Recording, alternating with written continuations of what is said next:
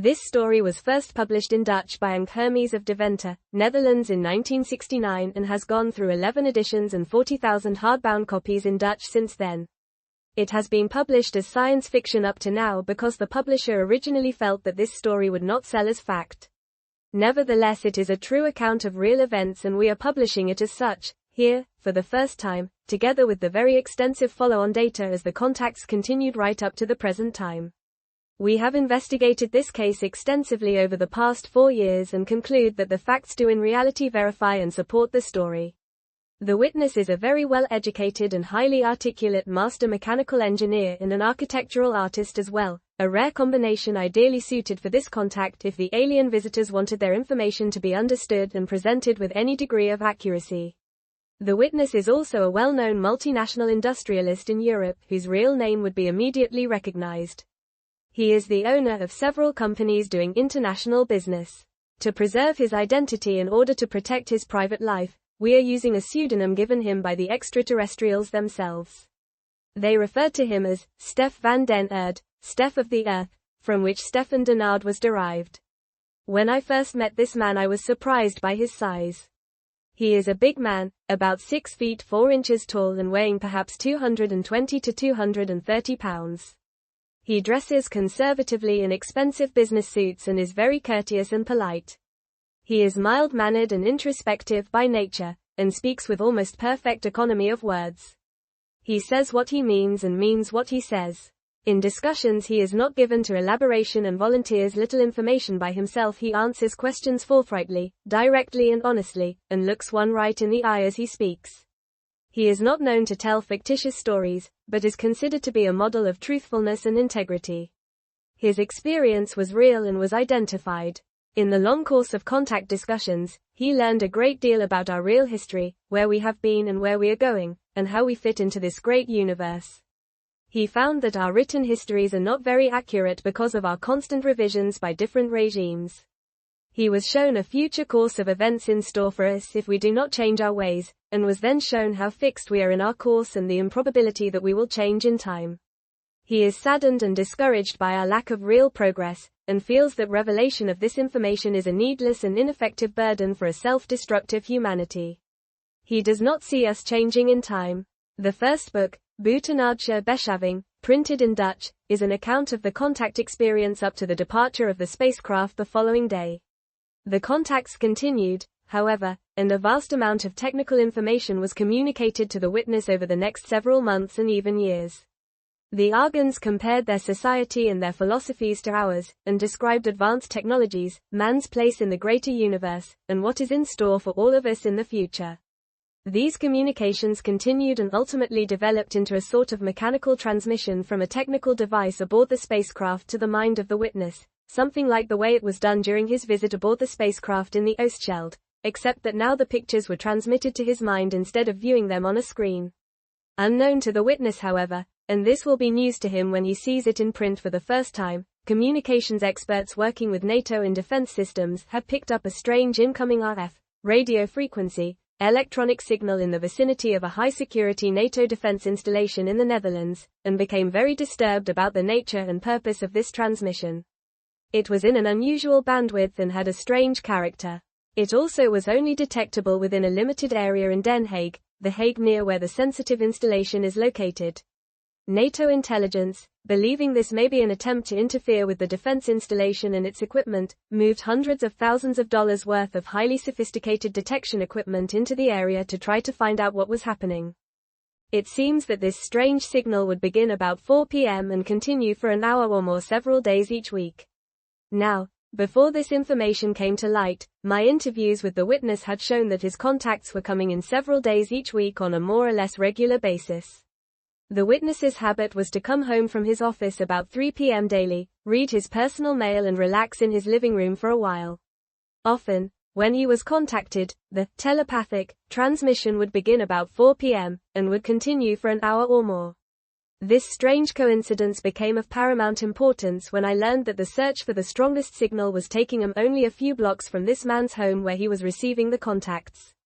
I don't know whether they have identified the source of the transmissions yet or not, and I don't know yet if there was any other transmission that may have occupied this time period by pure coincidence. In either case, I am sure that I would not be advised, because intelligence information usually goes only one direction. A point of particular interest in this case is the fact that this witness was told by the Iargan visitors themselves that the group had contacted 4 other Earth humans in a similar manner, and had imparted similar information to each of them, and that once one of them got into print and became known, the others would make an attempt to contact him. This will certainly be a curious validation if any one of these others do in fact turn up. These contacts are still continuing on a lesser schedule, and an unbelievable amount of information has been imparted to this man. As the text is scanned here, there may be some word mistakes. The book is long ago out of print. The pictures can be some enlarged by clicking on them.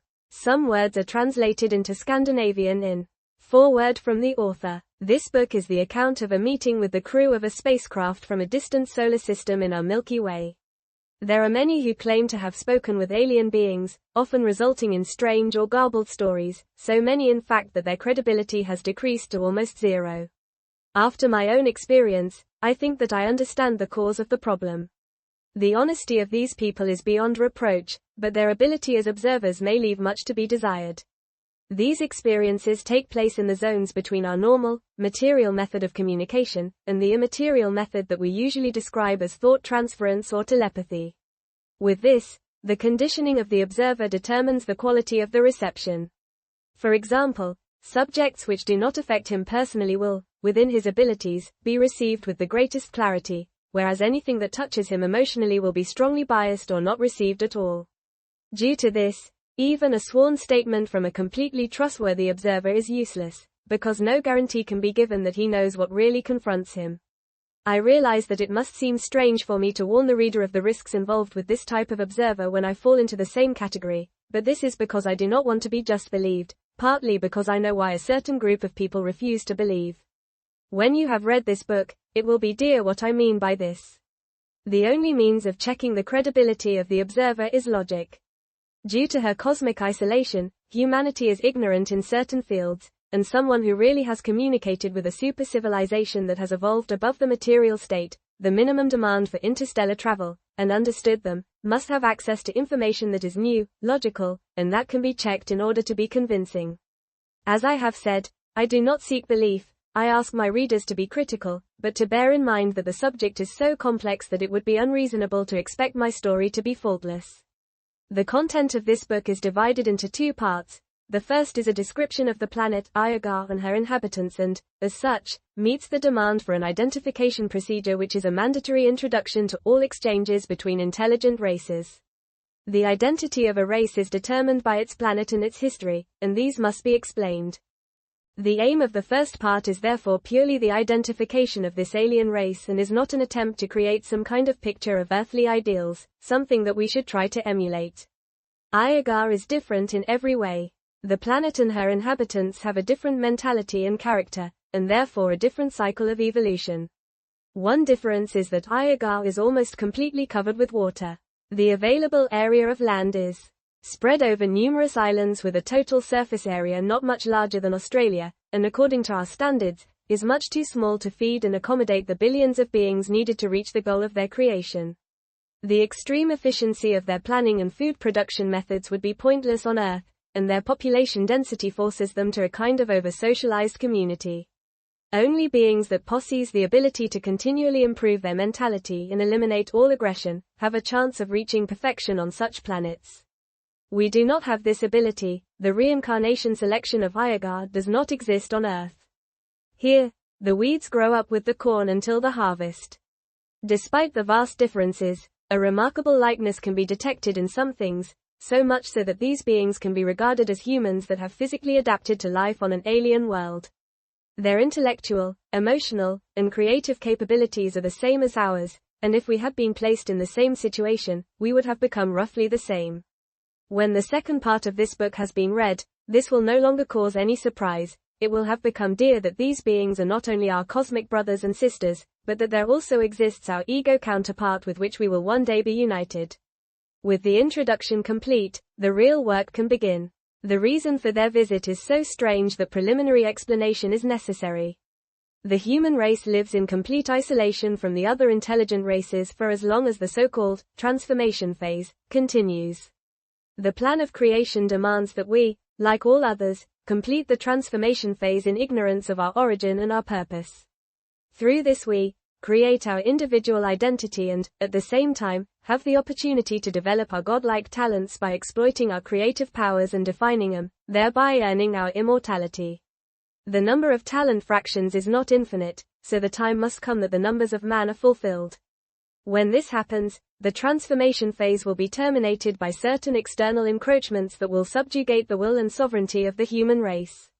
The plan of creation forbids interference in the development of an ignorant race, thus the necessity for the planting of knowledge here on earth. This knowledge appears to be comprehensive. To begin, the complete scientifically verifiable story of the creation, from the creation of time, matter, and energy from nothing, to the goal of the creation of the universe, the cosmic integration of all the intelligent races in one all-encompassing consciousness that is beyond our understanding. In this we are given a glimpse of the wonderful future that awaits us.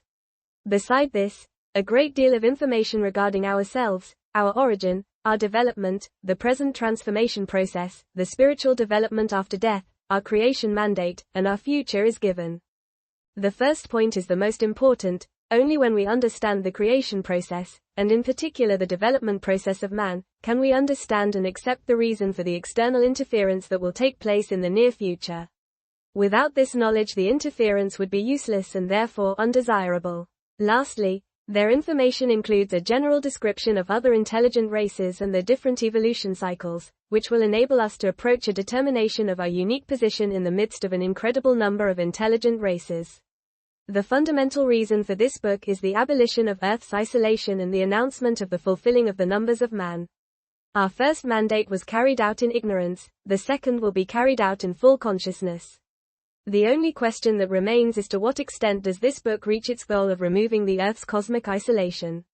The question is all the more impelling when it is said that I had to give my word never to attempt to prove the existence of Iarga, because this would damage the individual freedom of mankind. I have fought with this problem for many years, until at last the problem solved itself. Even though I shall continue to avoid giving a direct answer to the question of the veracity of this story, the immensity of Earth alien knowledge contained in this book will serve to prove beyond a doubt that the planet Iarga is not fiction, but fact. Stefan Denaerde and W. Stevens. Chapter 1. Confrontation. Iarga. I can talk about it now. The fascinating dusky green planet with its somber pink sky is no dream but just a moment. I must first sort out the mass of information gained during my astounding experiences and relate it logically and coherently. I need to do this for myself as well. Any explanation of my chaotic memories may help me to become my old self again. It is difficult for me to remember the man I used to be. How I felt that beautiful summer evening on board my yacht that drifted like a huge white swan on the windless waters of the Oosterschelde, an art of the sea in the southwestern delta of the Netherlands. Hey, Dad, do you know that the compass is broken? I took no notice. It was probably just one of my son's childish jokes. I sat stretched out in a deck chair, contentedly sipping my coffee and surveying the distant coast of Schouwen-Duve Land, an island in the delta, where we planned to arrive before dark. On the small strip of land above the horizon, I could see the light that marked the harbor entrance at Bergsluis. Honest, Dad, it's broken. Come and look, persisted my son. Still disbelieving, I forced myself to stand up and walked over to where my wife, son and small daughters were standing looking at the compass as though they had never seen it before in their lives. Something was definitely wrong. The map was hanging at a crazy angle. But worse still, the north indicator was pointing in the direction of the Zeeland Bridge, to the east. I looked accusingly at the discoverer of the trouble. It wasn't out of the question that my young son was playing a joke on his father with a magnet. I was disappointed to find that this was not the case, and so I started a serious investigation. In the meantime, Miriam did the dishes and put the children to bed. By the time I decided to return to Bergsluis on the motor, it was getting quite dark, and the fact that I had been unable to find the cause of the trouble irritated me immensely. Miriam was right in saying that I should not let a compass spoil such a beautiful day, but I could not rest until I knew what was wrong. Ah well, I could do that in the harbor.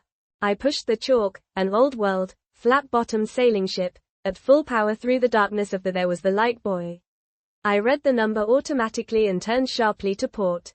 In the distance lay the next buoy, marking the channel to Bergsluis. About 6 miles and we would be home. But things didn't go quite the way I had planned.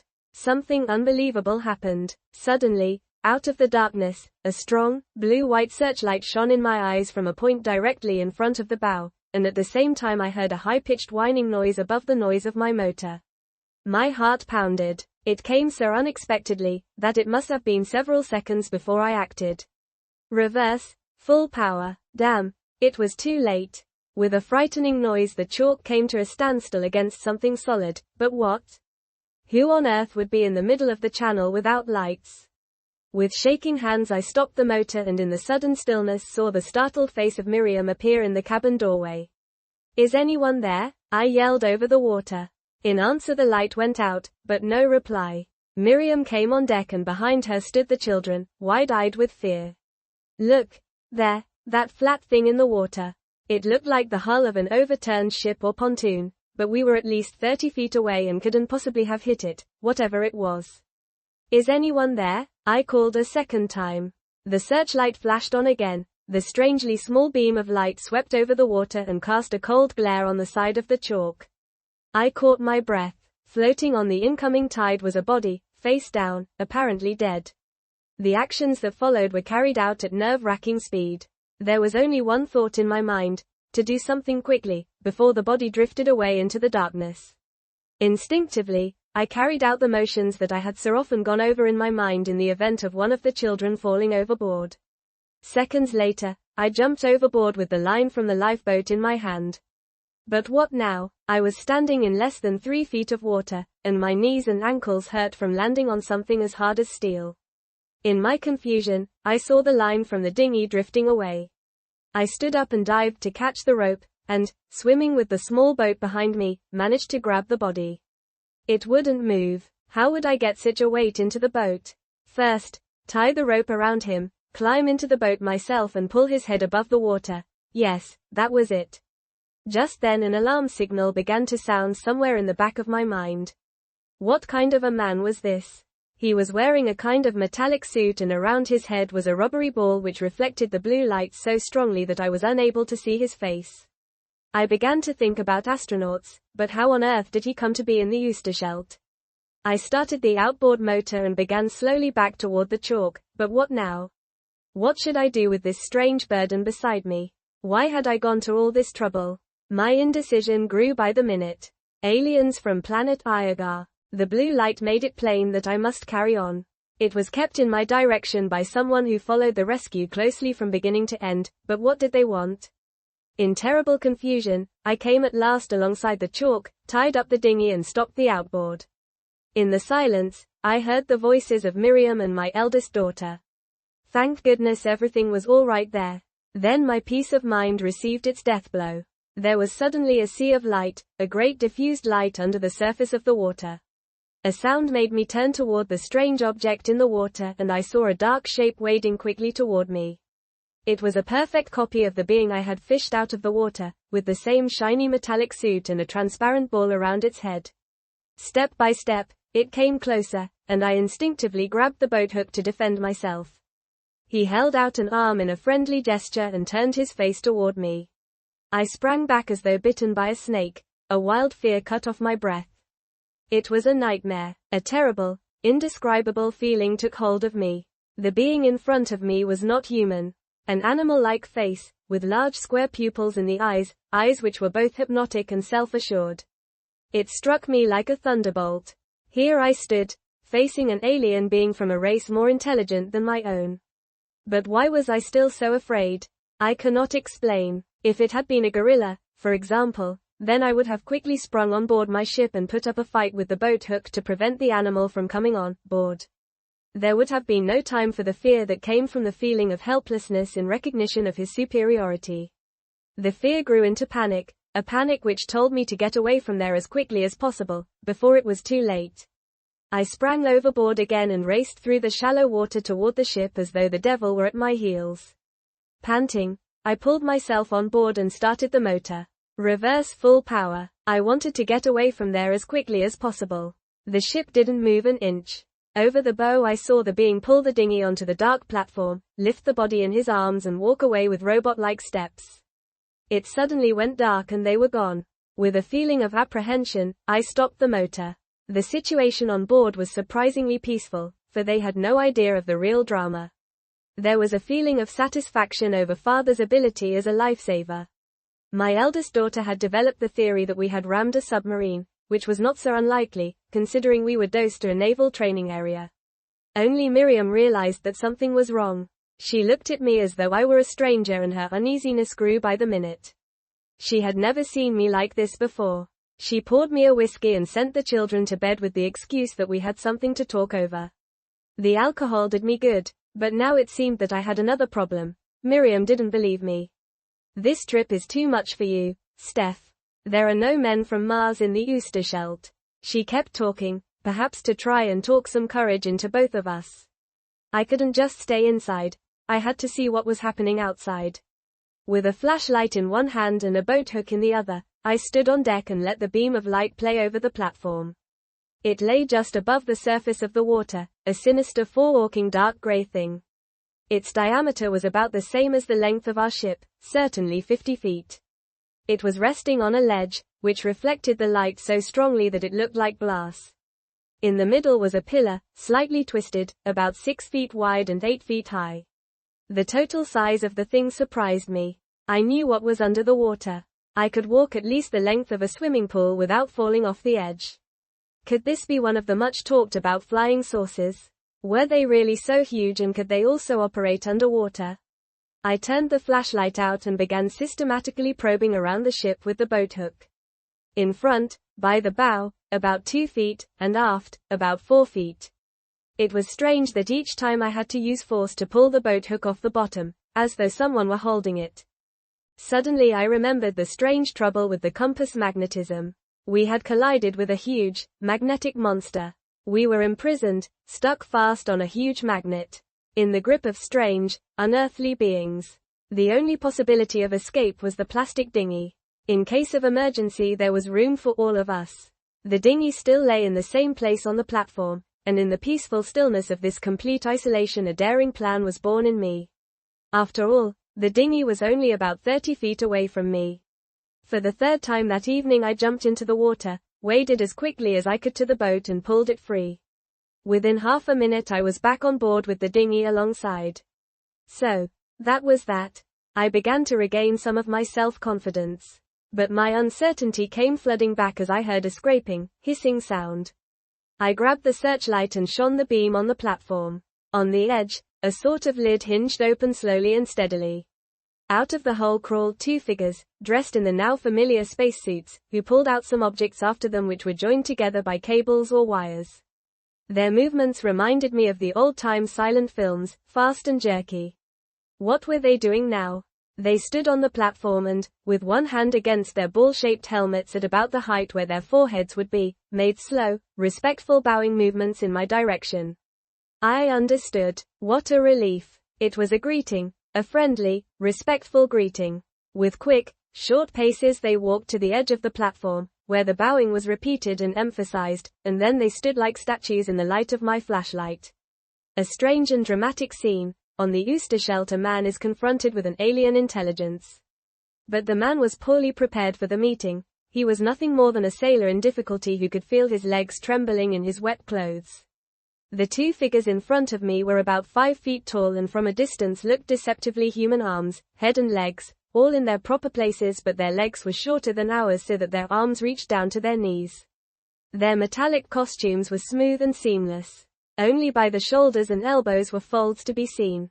The short, heavy legs ended in broad feet that also stuck out behind, and the front part of their footwear was split in the middle.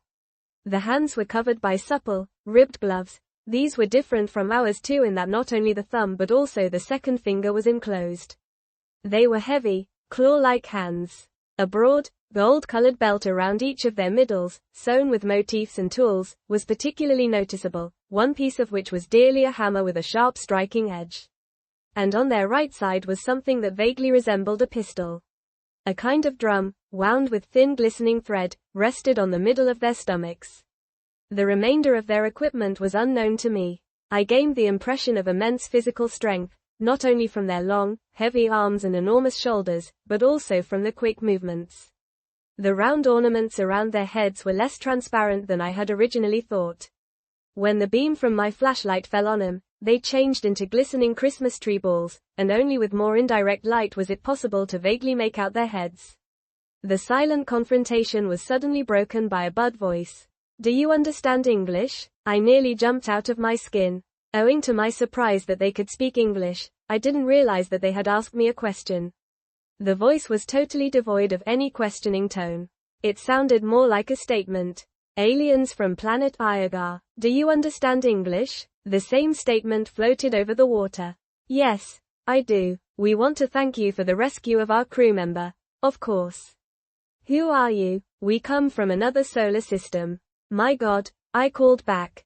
The situation was so strange that at that moment I couldn't think of anything else to say. There followed a short silence and I wondered about that strange accent which, in fact, wasn't English at all. To my ears it sounded more like Dutch, my own language. I could understand it perfectly, but I couldn't repeat a single word of what they actually said. The voice came again, and over the still dark water an unbelievable conversation began. "Is your ship damaged?" "No. I don't think so." "Will you turn the light out?" "All right, thanks." "Does the ship belong to you? Have you a radio transmitter on board? We would like to show our appreciation for the rescue of our crew member." "You can do that by simply explaining some of this to me. It's just too much." "How long have you been here?" "We have been near Earth for some time." "Why do you hide? Why haven't you tried to make contact with us?" "Our reason is that you do not know the laws of a higher civilization." "I don't understand." "There is still a great deal that the people of this planet do not understand." I hesitated. "How much did they know about us?" "You know us well, then?" "We have studied you for some time." "You don't have a very high opinion of us, I gather." "Your remark shows some insight." "Are your people more intelligent than mine?" "No, only more developed." "If that's so, then I don't understand why you haven't made contact with us." "You could help us. That would constitute a breach of the laws of nature." I shrugged my shoulders. Despite the strange situation, I began to feel more at ease.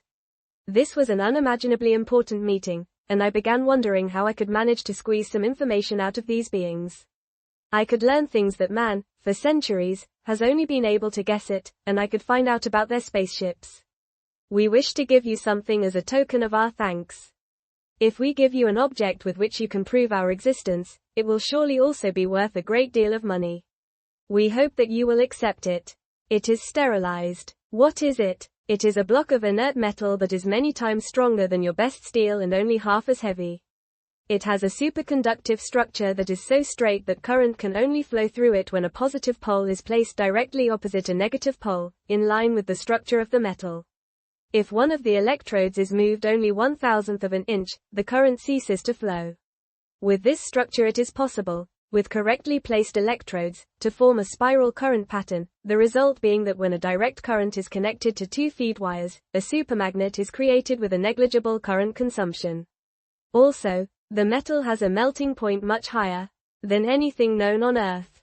We use this metal for the outer skin of our spacecraft. That is the gift. We hope you will accept it." I was greatly impressed. "This is incredible. I am grateful. I expected no gifts for saving your crew member, but I imagine that your intention is to help us and I accept it with heartfelt thanks. We admire your unselfishness, but we must point out that the block of metal represents a far too advanced technique to be of any use to you in your research. Technically speaking, it is useless, but you are right in thinking that something else is behind it. We wish to give you proof that you are being observed by intelligent alien races, who know you so well that they are able to communicate with you, but refrain from doing so. We live in the perhaps desperate hope that people exist who, with this information, will be able to understand the reason for our reluctance." "And what is the reason?" "You do not have the values, the ethics, of a developed civilization. Because of this, the human race has, as yet, no chance of eternal survival. It blocks the way to cosmic integration." I shrugged my shoulders. I had never heard of cosmic integration. They also began to irritate me. I found them a little too arrogant. "You regard us as children, then?" "No. An adult does not blame a child for the fact that he is not yet grown up. But you do blame us for something. And what is that?" "Any English-speaking Negro, Chinese or American Indian can give you the answer. The conversation was not going exactly the way I had imagined. I had to think of something else, and at the same time be careful that the contact was not broken. I was afraid that they would climb back into their saucer and that I would never see them again. I think I understand what you mean. May I ask a couple more questions? This is a once-in-a-lifetime experience. That is correct. The present generation will not have the chance again. Answers to my questions seem to me to be much more important than the block of metal.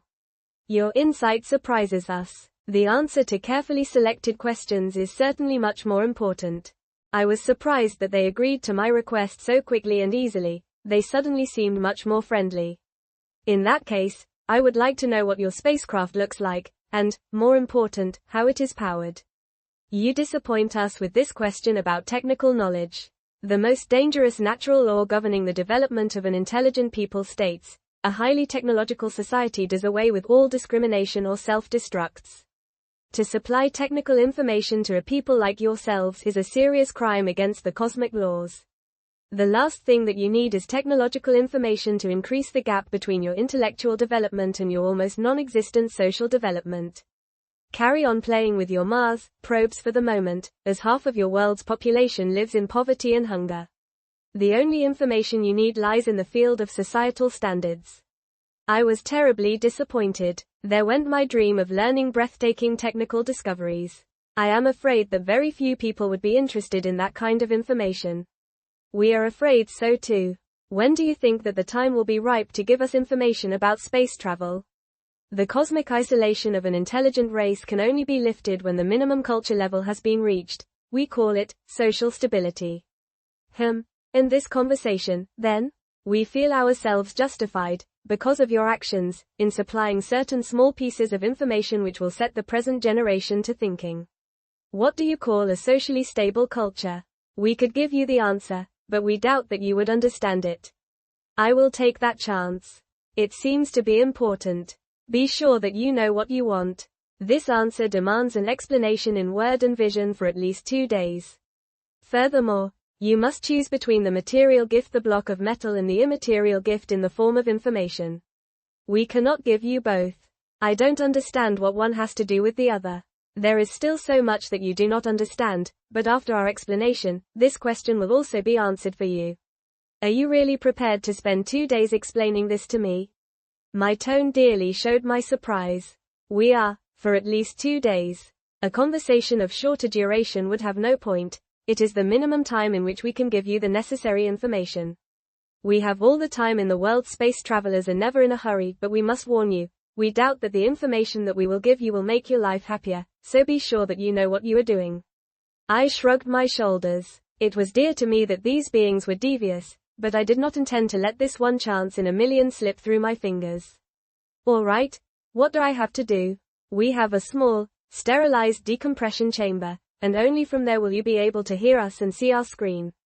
Food and drink you will have to bring from your ship, which should stay here. We must warn you again, you will become wiser for this experience but not happier. We can leave with our ship whenever we want, right? Naturally, but if you leave us it is for good, and with our blessing. All we ask now is a solemn vow from you and your wife that as long as we are here you will not contact anyone else and will do everything in your power to keep our presence a secret. I need to talk it over with my wife. Naturally, but my decision had already been made.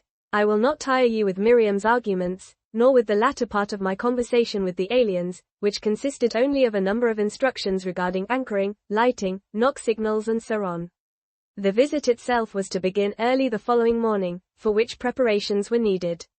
The two statues turned about and, laden with their apparatus, disappeared as quickly as they had come. As if sleepwalking, I went slowly to the bow and, as agreed, let the anchor fall onto the hard metal bottom complete with an extra piece of chain. Soon afterwards the platform sank with a bud-zooming noise under the surface of the water. A dull shock followed and the ship floated in its element once again. A short time later my brain received yet another jolt. The dead stillness of the night was broken by a terrible noise, a bud-zooming combined with the screaming, howling tone of a circular saw.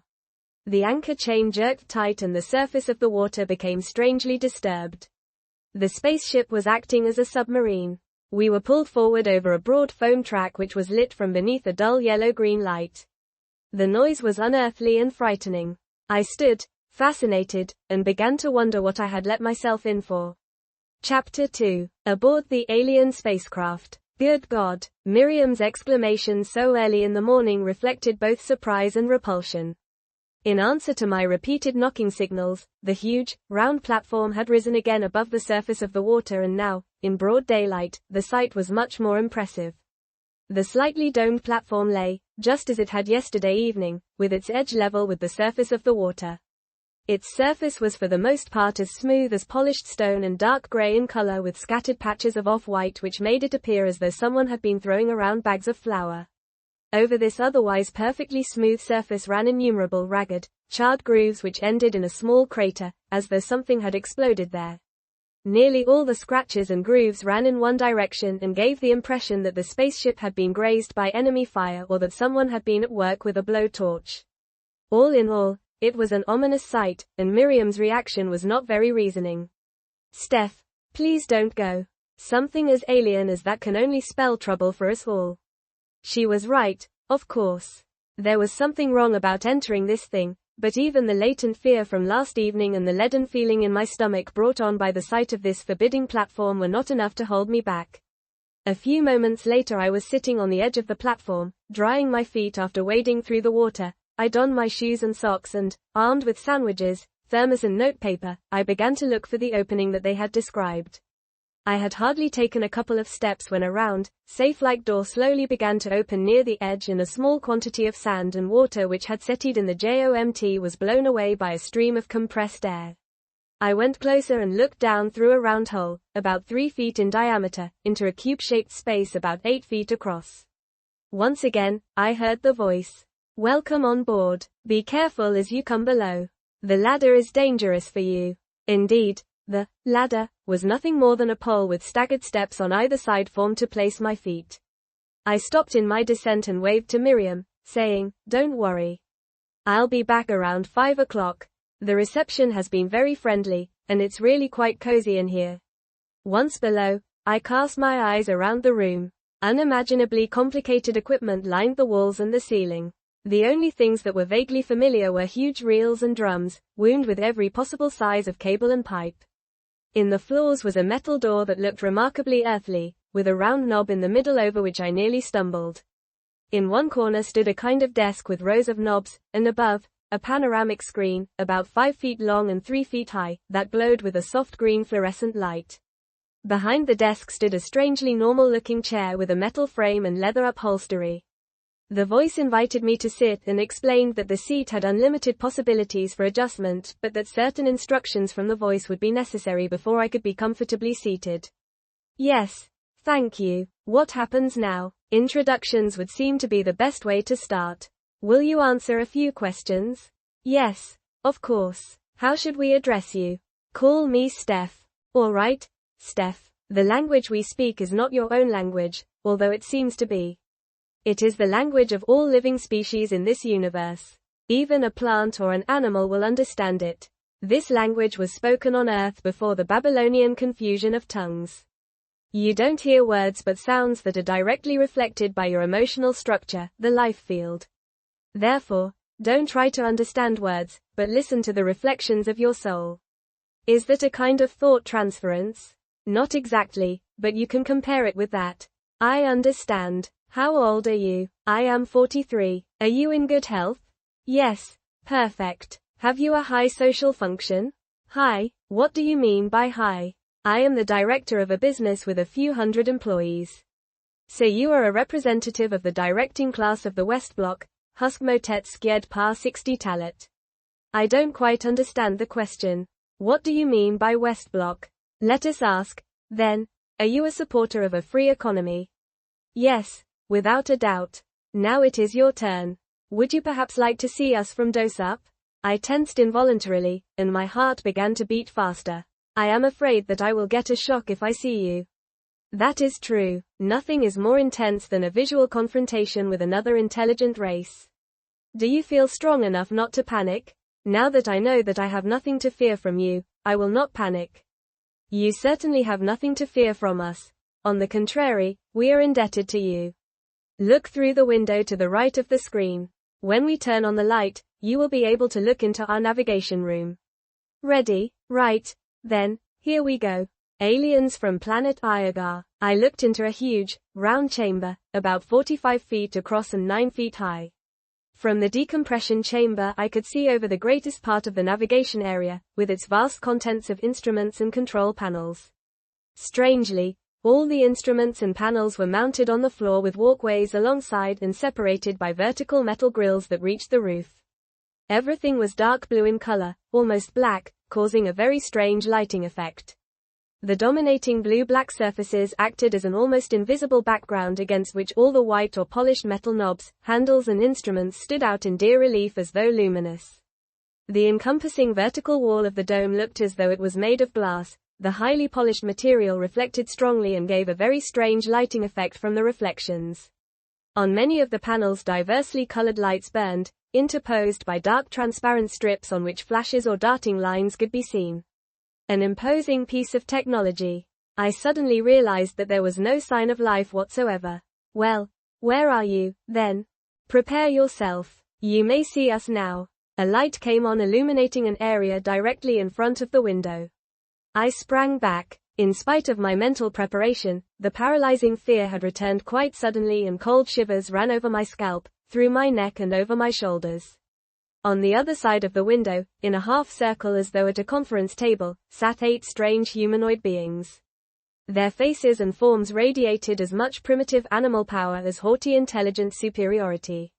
I felt again the uncertainty of yesterday, a reaction to their obvious superiority and self-assurance. I am convinced that any intelligent man would have felt the same, and that this reaction is a part of our makeup.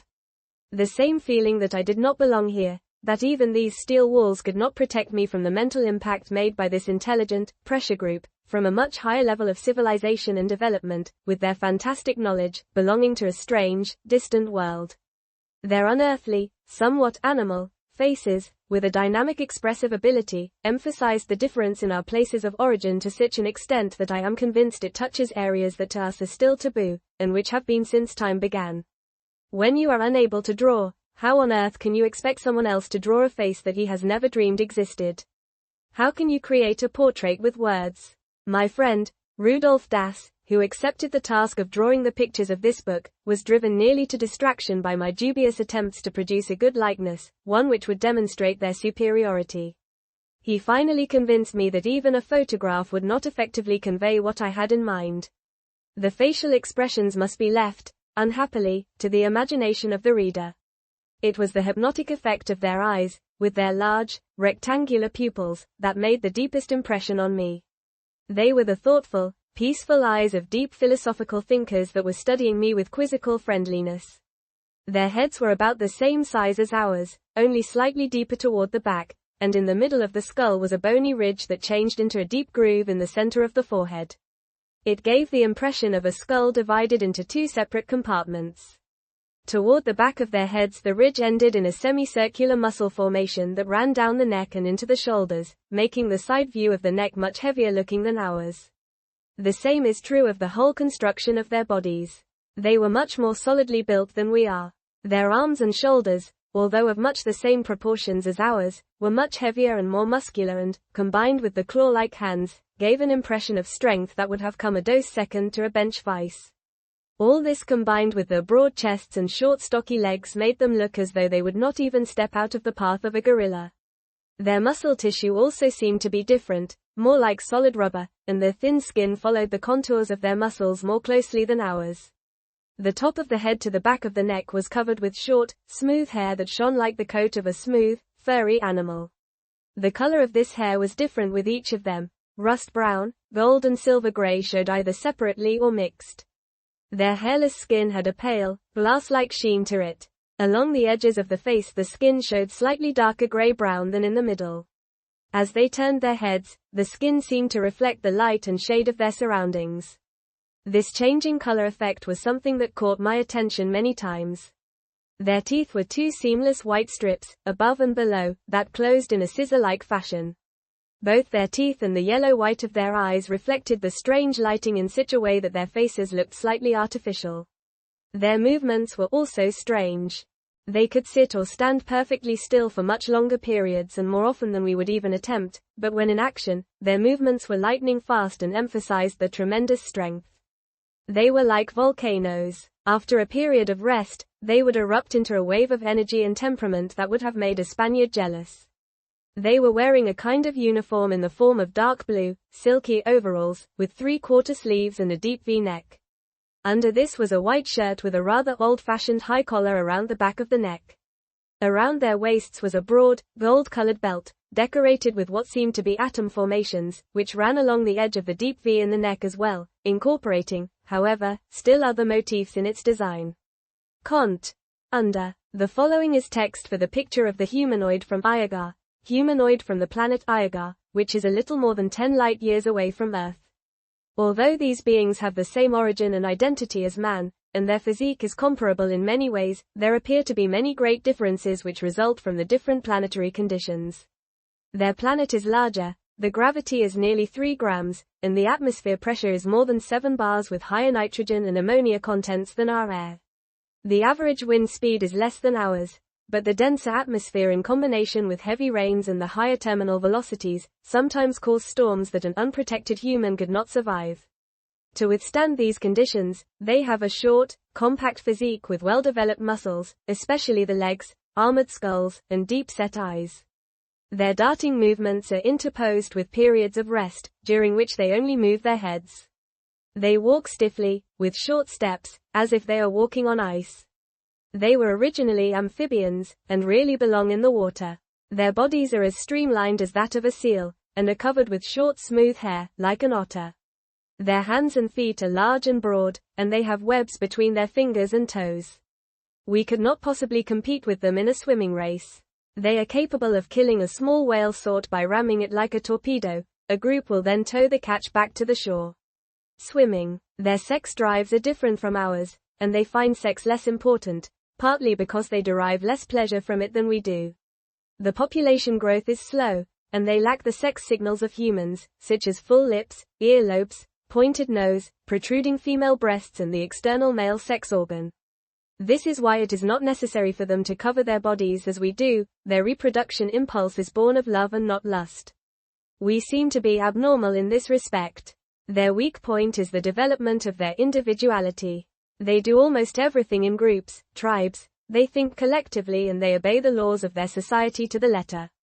They live for and through the friendship and love within the group. Cont. From above, I decided to end the silent confrontation. I'm sorry that it's taken so long to get used to the sight of you. We have only compliments for you. You have remarkable self-control. You demonstrated the same quality with your rescue of our crewmen, for which we would once more like to offer our thanks.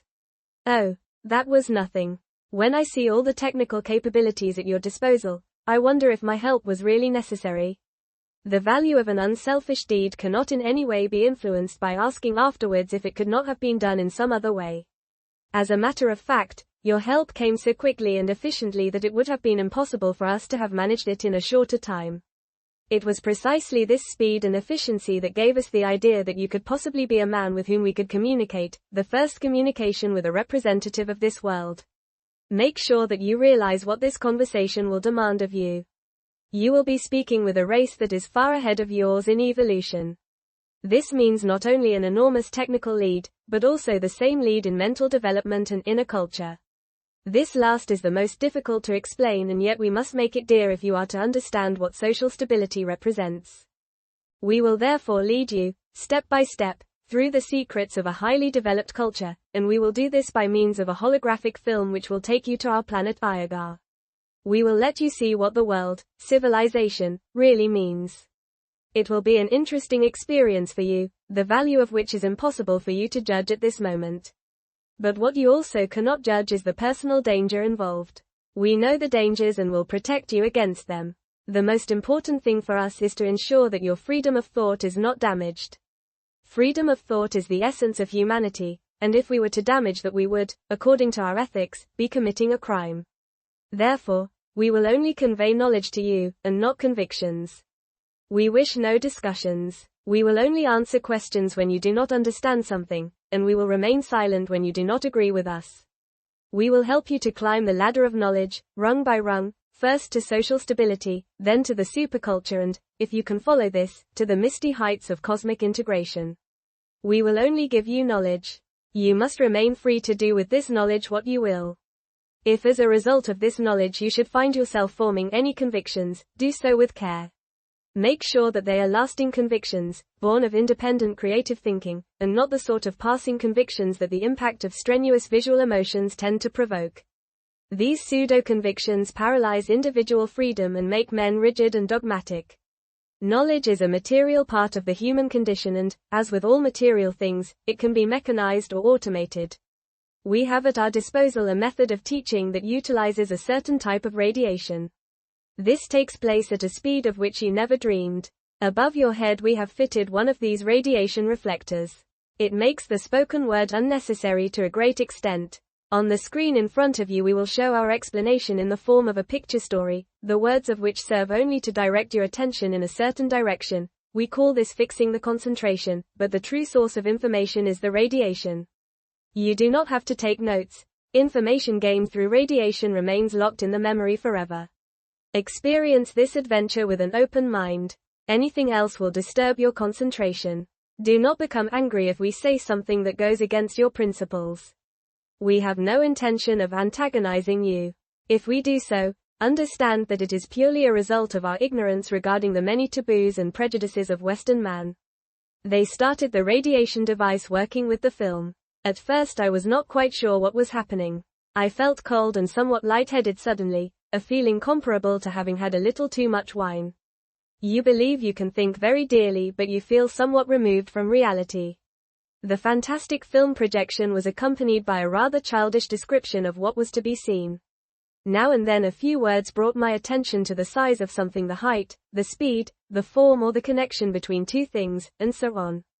An endless stream of words and short sentences formed a slender thread of explanation. The essence, the real information, reached me unnoticed, and that was a weird experience. The knowledge that these beings, through their machine, could feed information directly into my brain, strengthened my feeling that I did not belong here. The difference between us was too great. I was defenseless. As far as I can gather, radiated information is a combination of visual stimulants and thought transference, all of which takes place at fantastic speed. The images came in such rapid succession that at first it made me irritable, and only after some considerable time did it become clear what was expected of me. I had only to act as a relaxed spectator, who observes with interest what is happening. They did the rest. It is understandable that this type of information is not suited to the written word, and therefore I have attempted to relate everything in the form of a two-sided conversation. This tends to give the impression that I was a partner in an animated discussion, but nothing is further from the truth. My function during this meeting can be compared with that of a tape recorder. The authenticity of the hologram was so fantastic that it could no longer be described as a picture.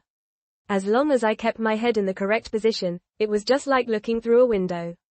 The three-dimensional, panoramic, color screen offered so persuasive an illusion of reality that after the first few minutes I looked behind the screen to make sure that nothing was there. The adjustment of the picture was controlled by several of the many knobs and handles on the desk in front of me. My first experience with the radiation took the form of knowing, without further instruction, which of the knobs I had to use to adjust, for example, the focus or the position of the picture on the screen. The test card, a jungle of vertical stripes, vanished and I looked into a great, black hole in the middle of which hung a blinding ball. I recoiled involuntarily, at which the picture blurred, but I quickly got control of myself. The hole was very deep. I was looking into the endlessness of the cosmos. Against the black, somewhat violet background, sown with thousands of stars, a gigantic, pink-white ball hung in stately beauty. The planet Iarga. The sight was very moving. I felt as though I was really present in space and a strange emotion began to flow through me. The cloud formation was, in contrast with that of Earth, unbroken, with small, swirling patterns that caught the sunlight. The pink patches occurred where the sun was able to penetrate deeper into the clouds. Most remarkable were two gigantic, flat, concentric rings which formed a halo around the planet. They were rather like the rings of our Saturn, except that these consisted of a small inner ring and a much broader outer ring, both casting a sharp band of shadow on the clouds. There was also a large moon to be seen, with the same pockmarked surface as ours. Iarga, the home of these astronauts, is a planet in another solar system, not much more than 10 light-years away from US. More details of the location of the planet they would not tell me. The diameter and mass are much greater than the Earth's, the gravitational force is greater and the atmosphere is much thicker. The speed of rotation is much slower than that of Earth, so that the duration of day and night is longer, but the regular tilting of the rings around the planet change certain days into nights and certain nights into days, due to the fact that the rings reflect the sunlight. Aliens from planet Iarga. As a result, Iarga does not have the regular pattern of day and night that we know. Because of the thicker atmosphere and higher air pressure, which is of a different composition than ours, Iarga knows no bright sunlight, and sees nothing of the moon or stars. A permanent layer of mist exists at the higher levels of the atmosphere which filters the sunlight. The color blue only appears in lighter tints and green is more pronounced there than here, which may account for the fact that they seem to have a preference for blue in their artificial lighting. They describe the Earth as the blue planet with the blinding light, and, in contrast, Iarga as the green planet with the misty light. The living conditions are very different from those on Earth. Temperature extremes are much less than here, but when you hear that the wind speed can reach 3 times our maximum, and that Raman snowfall can be as much as 10 times greater, and you combine this with the fact that the terminal velocity is much higher, it becomes clear that it would be very unwise for any of us to be caught in a rainstorm on Iarga. After being informed that a fall from a height of 6 feet was fatal, I began to understand a little more of the reason for the physical appearance of these Iargans. The rubbery muscle formations, armored skulls and long arms were products of very different climatic conditions than ours. Their earthquakes also seem to occur with more intensity and frequency than ours. Just as I was beginning to ask myself what the buildings on such a planet would be like, the picture changed and showed the view from a fast-moving spaceship that had just passed through the outer layer of mist around the planet. Initially, I saw only clouds. Above me, the pink layer of mist that I had seen earlier, then a second, broken cloud layer which was primarily responsible for the strange, diffused light on the planet. We passed through this layer at a height of about 20 miles, and viewed from the underside it was a mixture of yellow-gray, brown and greenish clouds that gave a very somber and threatening impression. Lastly came a cloud layer that in height, form and color, closely resembled ours, and after passing through this, I had an unobstructed view of the surface. We flew over a bright green ocean with white wave crests. Above the water ran an orange strip as straight as an arrow, which, separated by a white-beached horseshoe-shaped island, split and continued in different directions. It was only when the spaceship came steadily lower that I realized what this strip was. A railway bridge. On long, slim towers, high above the water, ran a bridge as far as the eye could see. Along this bridge slim shining torpedoes moved in both directions. Their speed was only slightly less than that of the spaceship and there were far too many of them for me to count. The distance between the torpedoes was about 10 times their own length, all spaced exactly alike along an 8-4 rack system which was divided into 2 layers, one above the other. I had little time to study the trains further, for we moved on. Aliens from planet Iarga. Land came into view. A low-lying coast, split by a broad river with large adjoining lakes, and before my astonished eyes a strange, unearthly panorama unfolded. For as far as the eye could see, the land was divided by the orange railway into regular rectangles. The long torpedoes moved between huge, glass, oil tank-like constructions with shiny dome-shaped roofs. Areas of green on either side of the railway looked something like prehistoric forests. The longer I studied this landscape, the more I became aware that this was urban development in its extreme form. The area between the buildings seemed to be used mainly for agriculture, only now and then making way for an industrial complex. The camera sped on. The landscape changed and became undulating, split by walls into huge terraces which compared with the wine fields of Italy. Behind this lay mountains, and in a great bowl between the peaks a red-brown lake came into view. The machine tilted its nose steadily lower until I was able to see vertically below. Around the shores of the lake, numerous buildings were to be seen, among which were several gigantic cones. In 3 places, powerful blue-white lights, flanked by orange lights, flashed. Everything pointed to the fact that the spaceship was going to land here, and just at the last second, before the picture vanished, I saw something that made me catch my breath. On the right side of the screen, low above the lake, 3 shiny discs hung like sentries in the air. They had the form of perfect, streamlined discuses. I saw flying saucers. You saw 3 of our aircraft. In the form of a saucer? Exactly. And if you are interested, we will let you see them. I certainly am. Did you come here in something like that? No. These aircraft have about as much in common with our spacecraft as an Indian arrow has with your Mars probe. We hope that you have more important questions to ask than about aircraft. Of course. Am I to understand that the glass tanks are your houses? Yes.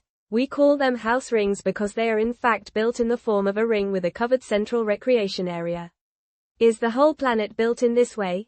Yes. All areas that are suitable for living are built in this manner. The screen showed a view of a living area from a great height. So you all live in the same type of house? From the outside they are all the same, but inside there is great variation. The uniformity appalls me. Do your top men also live in the cylinders? I had an idea, judging from the length of the trains, which I guessed were about 150 feet, that these buildings were enormous, at least 900 feet in diameter and more than 300 feet high. The words, top men, suggest something of the Earth's ideas of status. You surely do not imagine that in a higher civilization, standards of justice can exist that allow status to play a part. I don't see what status has to do with more variation in house building. Why not simpler, smaller houses with more privacy? Small houses with separate pieces of land form a system that you call towns, and such inefficiency is unthinkable to us. Why inefficient? When you have our problem of overpopulation, you must build large cities to house all the people. We cannot afford the luxury of large areas of woodland as you can. Aliens from planet Iarga. What do you call overpopulation? Our small country has more than 300 people to the square kilometer, which in my opinion is quite dense. Compared to Earth's average of 25 to the square kilometer, that is indeed dense. Estimate the number of people living in the area that you see here. Every ring houses about 10,000. Work it out per rectangle. 10,000 per ring? Yes. And we have more square meters per person than you have. I did a quick calculation. Each rectangle contains 36 rings, so 36 times 10,000 is, heavens, 360,000. I hadn't expected that. It made each rectangle a complete city. But, then, it was also a lot of land. How long is the rectangle? Roughly 10 kilometers. I judged that the width must then be in the region of 6 kilometers, so that an area was then 60 square kilometers and therefore my solution must be 600 people per square kilometer. I was certainly mistaken about your population 600 per square kilometer. That's double ours. I was under the impression that it was much less. When I see the space that you have left, I must admit that it is a very clever solution. Your answer amuses us because you have made a small mistake. You have the decimal point in the wrong place. I calculated again and came to the ridiculous total of 6,000. It can't be 6,000. It is, Steph. What you see here houses a population of 6,000 people to the square kilometer. But that's ridiculous. How can you do it? That's 20 times as many as our overpopulated land. Your word, overpopulation, is pure nonsense. Our planet has a population density at least 100 times greater than yours and we do not speak of overpopulation. I began to feel uneasy. That was madness. I knew it. I should never have started this conversation. It was leading nowhere. I stared with new interest at the picture in front of me and tried to calculate the living space of these people. Strange as it may seem, there were no signs of overpopulation. On the contrary, there was room enough, round the cylinders, and the roads that ran through the woodland areas were in no way obstructed with people or traffic. This is so incomparable with anything that we know that I am at a loss for words. That is the right attitude. With this confrontation with a totally different world, with totally different standards and a totally different philosophy, we are trying to make it clear that you must not draw comparisons. Doing so prevents you from understanding this world and its level of civilization. Forget your own world and try to understand what is happening here. Try, without prejudice, to follow our explanation, as this alone will be difficult enough. The reason for our dense population is the small area of dry land on our planet. Iarga is almost completely covered with water forming deep oceans, which leaves us with a surface area of dry land which can be compared to the area of Australia, and this is distributed over numerous islands. We were faced with the problem of feeding and housing the billions of beings which we needed in order to achieve our creation goal, on the smallest possible area of land. This imposed the greatest demands on our planning and social systems. These demands do not occur on Earth, you have room to spare. What we needed to create a high level of culture were three things: freedom, justice and efficiency. We will explain these concepts one at a time, beginning with the last, efficiency.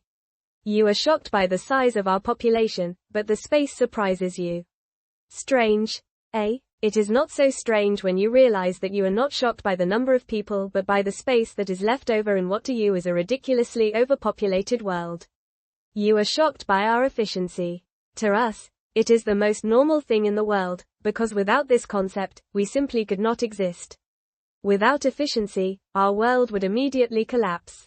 You will continually come up against this concept in our explanations because we must make it dear to you how carefully each of the three concepts, freedom, justice and efficiency, we had to employ to reach the level of civilization that can be called stable.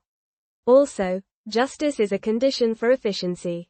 Aliens from planet Iarga, for example, if houses play a part in showing a difference in status between people, then justice fails, and efficiency in a setting such as this is impossible. It demands, therefore, a different, more social way of life. This was roughly the beginning of the explanation of the concept of efficiency, and I absorbed it with some difficulty. Who would expect the description of a superculture to begin with a lecture on efficiency? Anything but that, and it is almost impossible to relate just how efficient they were. Take, for example, their method of planning. It is simply based on the maximum number of people that a given land area can accommodate. The housing and the roadways take up the smallest possible area, not more than 5%, in order to leave a maximum of land for farming and natural beauty. The farming areas produce the maximum in food that their technique allows, in order to support their huge population.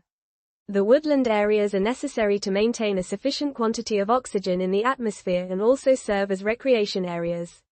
Everything is used to maximum advantage. What would you imagine to be the mode of transport of a superculture? You think perhaps supersonic aircraft or rockets, and hovercraft-type ships or hover cars. Out of the question. Anything so inefficient, with so many moving parts which can wear out and require so much maintenance, would be madness on Iarga. What do they use, then? Very simple. A fully automatic, robot rail system. Slim torpedo trains that move without creating friction, the only component requiring servicing being the doors, and these are made of such a high quality that they can last at least 100 years.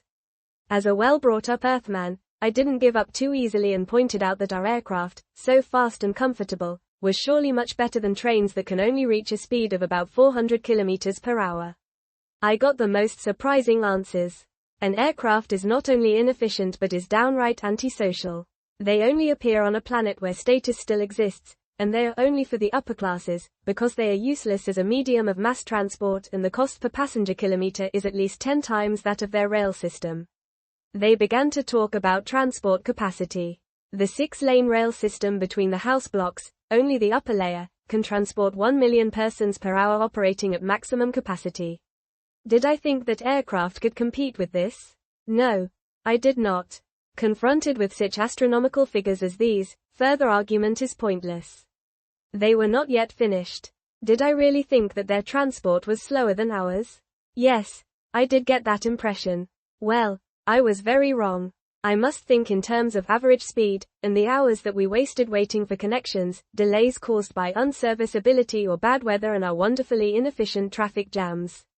Having thought of all this, I was readily prepared to believe them when they said that their average speed of all transport systems together was about 5 times higher than ours, inclusive aircraft. Had I mentioned something about comfort? Yes, I had. Wonderful, because comfort was also an aspect of efficiency. Trains had proven to be the cheapest form of transportation, and the only problem that remained was to get as many people as possible to leave their cars at home and use the tram. The only way to do this was through comfort, and this comfort was really something. These trains were shock-free and silent, apart from wind noise. Due to their position high above the ground and their large windows, they offered a breathtaking view of the surrounding countryside, and the interior was so luxurious that it left nothing to be desired. They were unaffected by weather conditions and 100% reliable. The frequency was so high that timetables were unnecessary. Did I now know enough? Absolutely not. It had gradually become dear to me that their understanding of efficiency was totally different from ours. It influenced their very souls. Efficiency had become almost a religion. One of the most imposing visions on the screen was their transoceanic rail connections. A wonderful, orange-colored construction, about 75 feet above the restless green water, crossing the ocean in a dead straight line. I thought at first, perhaps a little naively, that the support towers stood on the ocean floor, but no, nothing so primitive. The whole construction floated, supported by huge balls under the towers which were anchored to the seabed by adjustable cables. The balls were placed at a depth where the water always was comparatively peaceful, unaffected by the conditions on the surface. The question that intrigued me was how the trains could function without friction and wear. I discovered that it was not so difficult once superconductive materials and supermagnets, the same sort of materials that were used for the outer skin of their spaceships, were used. The train was supported on magnetic shoes over its whole length which ran in a hollow rail. Through the polarity and the strength of the magnetic field, the shoes were held floating in the middle of the rail. A fantastic piece of construction. The system was controlled from large electronic control centers and was almost fully automatic. Optical signaling was not used, so that the speed was unaffected by even the thickest fog. Their cargo trains intrigued me the most, for they were in fact nothing more or less than self-homing containers. The route program was plugged into the nose of the unit and the ghost train left on its journey without a living soul on board, finding its own way over the rail network to its destination, silent and vibrationless, and without lighting at night. Some things were rather amusing. There seemed to be a rather popular pastime that they called traveling in hotel trains. A group of about 25 people would order a unit that was fitted out as a self-service hotel and simply go where the mood took them. Everywhere in the beauty spots were campings, where the trains could stay for a couple of days or more, and all you needed to do to travel further was to program the unit for its next destination. Traveling this way, often at night, they could cover enormous distances.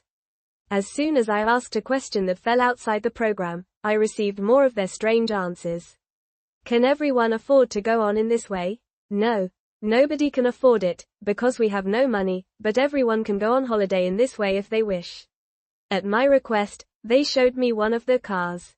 In front of one of their huge, glass living cylinders stood a highly streamlined vehicle on ridiculously small wheels. Nevertheless, it could be classed as a motor car. My enthusiasm for motor cars was suddenly diverted by the sight of two Iargan women who, accompanied by 4 small children, were to demonstrate the car. I sat staring at those strange exotic beings so intensely that the explanation about the car was for the most part lost on me. Their faces were smoother and finer than the astronauts, and they were made up with white and purple stripes on their foreheads and around their eyes.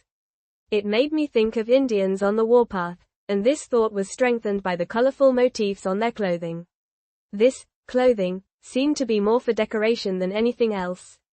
It was just a broad piece of cloth with a hole in the middle that fell over the head and was fastened at the waist with a broad belt, leaving the arms and the sides of the body uncovered. Under this garment, they wore a pair of silky trousers which fastened tightly around the ankles. The shoes over the wide naked feet were open sandals. They carried themselves as refined models would, demonstrating the peculiarities of the car with lightning fast movements. The strangest thing was that their explanation, which I found inaudible, was directed at me, and due to the perfection of the picture I felt as though I was actually present and the center of their attention. Is this the way your women normally dress? We are showing you 2 mothers with their children, on their way to a recreation area, and we will follow them with the camera. They are wearing holiday clothing, fitting for a day out. We do not find clothes so important, and as we do not have any other films on this subject, please confine your attention to the automobile. The ladies had, in the meantime, entered the car with their restless offspring, and were demonstrating the maneuverability of the vehicle on its tiny wheels. These wheels only served the purpose of transporting the car from the cylinders to the rail system where, in contrast to the trains, they hung on magnetic shoes under the rails instead of above. This explained the large glass panel that extended under the feet of the occupants of the front seat, giving the vehicle the appearance of a helicopter from a frontal view. The interior was luxurious 2 wide 3-seat benches, and behind, the baggage space. There was only one sliding door on one side, and nowhere could I discover any access to the motor. After this demonstration, the ladies rode away along a broad, ochre-colored road, to where the huge central rail system ran between the house cylinders. The huge motorways, which looked like thin orange lines from the air, were in fact a three-level road and rail system carrying heavy traffic at unimaginable speeds. The top level was a six-track rail system which carried the long torpedoes, the four inside tracks for fast, long-distance traffic, and the two outer tracks for local traffic. The other two levels were for the cars, again using the outer tracks for slow, local traffic and the inner tracks for higher speeds and longer distances. The stations were huge, cross-shaped buildings through which the car-tram tracks passed in tunnels. At ground level, around these stations, was a huge bagging terminal for the transfer of freight from the rail containers to the wheeled transport. The camera continued to follow the fantastic journey along the rails and the two ladies who were at the moment playing with their children. The voice called my attention to the house cylinders. The first thing noticeable from dose up is the perfectly smooth exterior, with neither grooves nor joints in evidence. The different floors were visible only as creamy white bands of about 3 feet in height, on which rested glass panels about 15 feet high and 60 feet wide. The panels were met by anthracite grey pillars that ran from top to bottom throughout the whole building. Isn't it rather warm, all that glass in your houses, cars and trains? No. Because it is not ordinary glass at all, but a combination of glass and plastic. It contains two electrically conductive layers with which the transparency can be regulated to give a greater or lesser reflective quality. The hologram images crossed a broad river, and I could see thousands of Iargans walking along its banks. I also saw hundreds of small boats braving the strong winds and stormy water. They were catamaran-type constructions, with streamlined cabins supported on legs above the water. The hulls were almost completely submerged, and the strangest thing was that the rough water seemed to have no effect on them. They were fast and made no bow waves. Picture text, cross-section of one of the floating and rotating house cylinders. The construction is so stable that despite the heavy Iargan earthquakes, the framework, base, wall, and roof, has a minimum useful life of more than 1,000 years. The plastic flats, apartments, 20 by 20 by 6 meter, are removable horizontally. The diameter of the building is more than 300 meters, the height is 135 meters. It provides housing for 10,000 persons, each with so-2 to themselves, plus a part of the heated communal garden. The smooth exterior is necessary in connection with the strong winds and the rainfall. Comfort and labor saving have been perfected to such a point that the housewife is freed from housework, but the protection and comfort of the house cylinders has become subordinate to the creation of the possibility of numerous, human, contacts in the utmost freedom. The camera allowed me no time for further study. The landscape changed, the ground became undulating and in the distance high mountains born in the misty, liazy light of Iarga. The cylinders in their oblong formations continued as far as the eye could see into the foothills and even beyond where the ground was terraced off with long, high walls.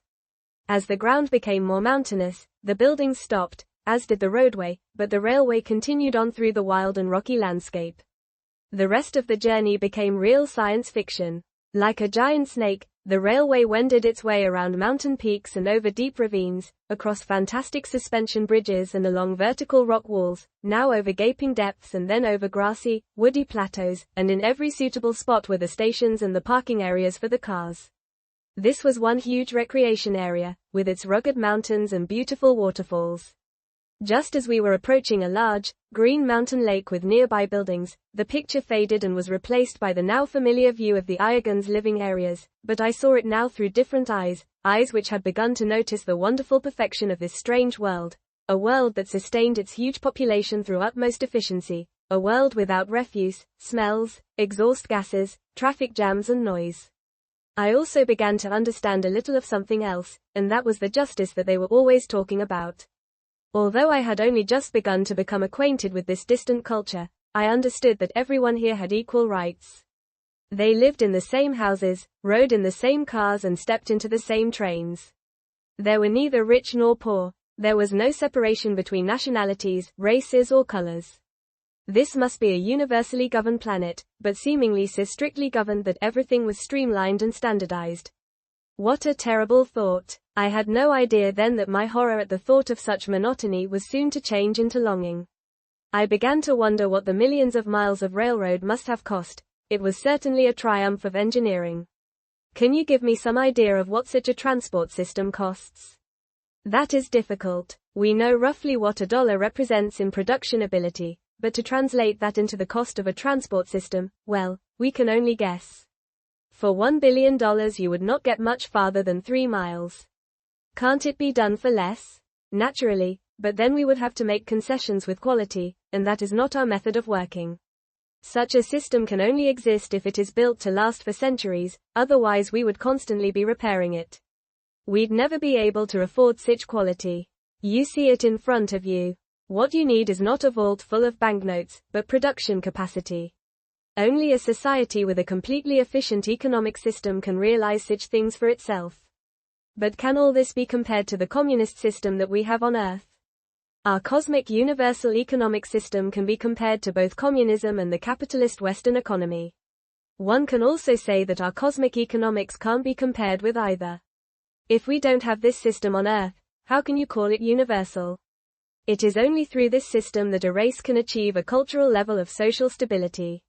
And from there onward toward immortality. It is the cosmic condition, based on natural laws. What's your definition of culture, then? Exactly. I'm beginning to think that we define the word differently. That's a very important question, Steph. Culture is the measure through which a society caters to the least fortunate man. The measure in which the sick, invalid, old or poor people are taken care of. In short, the measure of collective unselfishness. But what has this got to do with immortality? Just this, that unselfishness makes an intelligent race immortal. But before you can understand this, you will first have to climb the ladder with us to the misty heights of comic integration. Unbelievable. I thought that you practiced efficiency as a sort of religion, but now I see that your economic system is a religion of sorts as well. You are beginning to understand, but the word, religion, is not well chosen. Something like it, then? Correct. Do you mean that to start with we should build a world with this standard of efficiency and quality? We do not remember ever having suggested that you should build rail systems and cylindrical houses, nor have we said that your population should become as large as ours. You are again needlessly creating comparisons, which you should not do, for it leads you nowhere. Try only to understand how we have used the 3 essentials of higher culture: freedom, justice and efficiency in our world, and what culture really is to us. Only then will you be able to understand our answer to the great question that you have asked. Chapter 3. Planet Iarga. After the Iargans had explained their concept of efficiency, they turned without pause to their ideas of justice. In the same relentless and efficient manner, I was pumped full of the laws upon which they based their social and economic system in a very short time. The main theme was the same, the efficiency of the justice.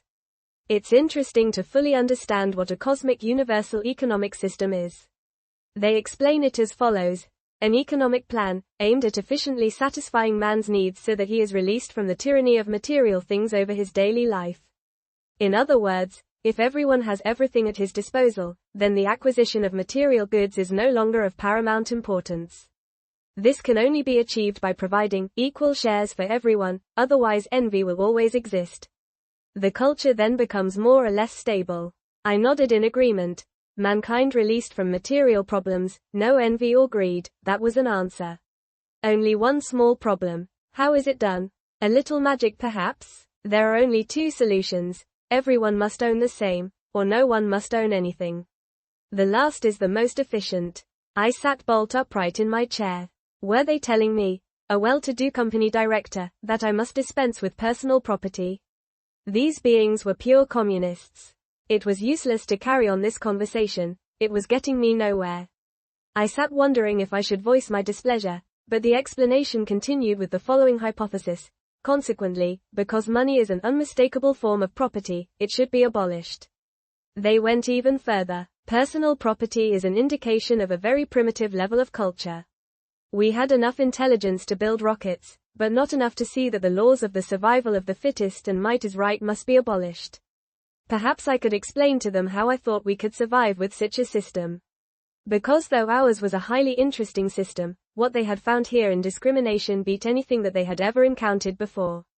Earth people seem to be continually occupied with thinking of new discriminations, and using them as solutions to the ones that already exist. Someone could not formulate any social or political plan without someone else immediately attacking it. I really must not blame the spaceman when they said that all this useless talking, the continual working against one another, made them laugh. On the other hand, it was more terrifying than amusing that power had now been added to this difference in insight in the form of an atomic weapon arsenal which had an unimaginable destructive and poisonous effect. And all this under the control of a few buttons. How was it possible that we could still sleep peacefully? One learns to live with things that are impossible to change. What a foolish idea. Of course it was possible to change things. All we had to do was to stop discriminating, simply change our laws. The concept of private property, of course, stood in our way. But surely we could sort that out. Point 1 didn't think so. Abolish personal possessions? Never would that work. While we are all quite willing to improve the world, it had to begin with our neighbor. Surely even a selfish man can understand that a world without discrimination would be a better place in which to live. Perhaps we could even create a prosperity that, universally speaking, could be 10 times better than that of the present. That they could understand. It was a pity that the communistic ideals were lost in inefficiency, otherwise they could have done a lot of good. It was a case of state-controlled economic leaders making the decisions. My humor improved considerably. They were not communists after all. But what were they, then? I will try, briefly, to explain their system, as far as I was able to understand it. The total production of goods and services is, on Iarga, in the hands of a very small number of huge companies, the trusts. These are huge organizations with millions of employees, active over their whole planet. There are primary trusts, which distribute directly to the consumer, and secondary trusts, which supply the primary. Nothing is paid for on Iarga, only registered. What a consumer uses is registered in the computer center in each of the house cylinders, and this may not exceed that to which he has a right. These computers are coupled to the huge shopping centers in each of the cylinders. You cannot buy anything. Large and expensive things, such as houses, cars, boats, valuable artifacts, and so on, can only be hired. They call this the right of acquisition. Less expensive things are not hired because that is not efficient. They are registered for the total value and the right of use remains for life. This is almost the same as personal ownership, except that in the event of death, the goods are returned to the trusts. The last category is articles for consumption and public services. Their total value is registered, at which point right of usage becomes yours. As far as goods are concerned, you may not have more, in stock, than is reasonable for your own use, otherwise the surplus can be confiscated. It is practically the same sort of thing as a bank account, except that they place the control on the expenditure, whereas we place it on the income. This difference is worth a lot of thought. Legally, all the goods remain the property of the trusts that supplied them. This means not only that the trust is responsible for the upkeep, repair and the guarantee of a certain minimum life, but they also take the total risk of loss or destruction. Thus, all the articles are made to such a high standard that repair is never necessary. Repairs are not only expensive but terribly inefficient. Insurance companies and repair firms would make a poor living on Iarga. The trusts work on a cost-price basis whereby our term, profit, is replaced by the cost of continuation. Each trust was constantly occupied with improving and expanding its production. Their economy was as stable as a rock. They showed me 2 of their fully automatic factory complexes, one that produced cars and another that produced the transoceanic rail bridges. The star-shaped building had a diameter of about 1 kilometer and the area around the factory was a maze of rails supporting hundreds of their freight torpedoes which entered the building at the points of the star. The film then moved to the factory's interior. The points of the star contained the automatic unbadding system that emptied the trains of their raw materials, and this was the first time that I was able to hear original sounds. Strange hollow knocking, interposed with screeches and clicks, it was an inferno of noise that echoed strangely in the small metal chamber in which I was sitting. The same realistic effect as the film itself. Left, right, above, below. I heard the sounds exactly as if I had been present when they were made, and I began to hear exactly which machine was making a particular noise. The size of the machine park was indescribable. Boilers, collectors, hinging lids, ovens with white-hot metal, presses that belched steam each time they opened, huge horseshoe-shaped sections with high-voltage insulators and spark-spitting machines. Small, delicate machines turned, twisted or juggled with their products. I saw a few Iargans at work, dressed in orange-colored overalls with spacesuit-like helmets on their HS, which left only the mouth and nose uncovered. There were never more than about 40 workers outside the control room. The production lines converged towards the middle of the factory, and it became clear that this factory produced automobiles. The most sinister, I found, were the metal claws that functioned exactly the same way as a human hand and arm. They were mounted on a system of arms and made movements exactly as a living being would. Large ones moved slowly, and small ones moved at lightning speed, exactly synchronized with the placing of a part. The machine completed its task piece for piece until a complete product emerged at the end of the line, faultless, fast, and untouched by human hand. It was mostly the claws that gave the impression that this monster, with all its noise, had an intellect of its own. The two production lines joined exactly in the middle of the star, the complete undersection of the car, complete with wheels, seats, steering and controls, was joined in one operation to the upper section with glass, doors and the rail skis. Here I saw the most impressive battery of arms and claws. The finished automobiles were picked up by the skis, swung round, and placed onto the rail system exactly next to the previous one, with only a few millimeters between them. The camera rested for a while on this end phase, and it began to dawn on me just exactly what this machine was capable of doing. This kilometer-long monster that knew no failure, turned raw material into a finished automobile at the rate of 1 every 20 seconds. Or 4,500 per day. When my noise-numbed brain registered this, I got a rather strange feeling in my stomach. This was inhuman. They were also kind enough to show me another factory that produced the transoceanic rail bridges, but I will spare you the details. The need to continually write in superlatives tends to bring aversion. My comments can be condensed into one word: terrible. How the Iargans can develop and build such mechanical monsters is a mystery to me. They also thought it desirable to show me the robot production of the houses. Even a non-efficient Earthman could surely understand something of the advantages of standardization. I thanked them kindly for the offer, but I had seen enough of all that automation, where Iargans only checked to see that everything was working properly. I was quite prepared to accept the fact that they could build houses fully automatically. They were disappointed, but perhaps I would like to see how they assembled the units into the huge cylinders. Okay, just to please them. How do Iargans build their houses? This efficiency began to tickle my sense of humor. They began by building a factory, on site, and placed in it one of the mechanical monsters that produced the complete, ready-for-use, plastic housing units. Each unit was roughly 60 by 60 feet and 18 feet high, completely finished with glass, furniture, household machines, communication system, and so on, divided into 2 layers or floors. On the site itself lay, in the ground, a huge, star-shaped rib construction with a diameter of more than 900 feet. Just as the roofs of the cylinders were domed, so was the foundation, but with the convex side under, like a half discus. The ribs were joined in the middle to a huge ring, the depth of the ribs at this point being approximately 60 feet. The plating on the underside of the ribs was dark gray and looked rather like the skin of their spaceships. On this saucer foundation, a massive cylinder with a steel frame was built, filled in with something that looked like black concrete, the whole construction having a diameter of approximately 800 feet and a wall thickness of approximately 9 feet. The whole construction was covered by the domed roof, which seemed to be almost as strong as the foundations, only this roof was covered by glass. On the outside of this cylindrical wall were rows of heavy support beams, onto which the house units were placed, each unit fitting perfectly against the insulated surfaces of its neighbor. If one of the units should be damaged at any time, for example by fire, then it was simply removed and a new one put in its place. A wonderful piece of engineering. The working life of these constructions was calculated to be at least 1,000 years. When I hear you continually talking about quality and a useful life of thousands of years, and a rail system that can stand for hundreds of years, I get the feeling that your plans for the future make ours, which only take into account the next 20 or 30 years, look like child's play, I told them during a break in the film. The explanation is not difficult, a spokesman answered calmly. A race that lives under the constant threat of war and destruction does not logically make any plans for the distant future. For an absolute race, that is different.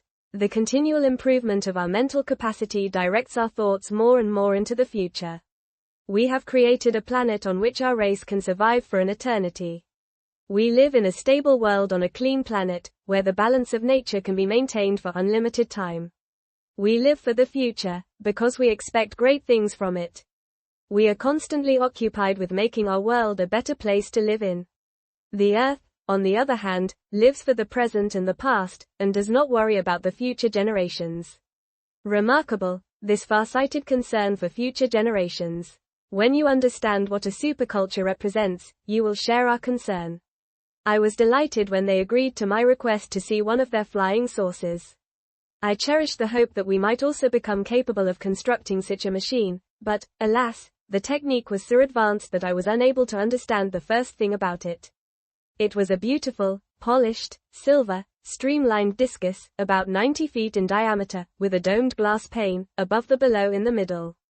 There were slots around the rim on the underside, and when the machine flew low over the ground, I could see dust being blown up.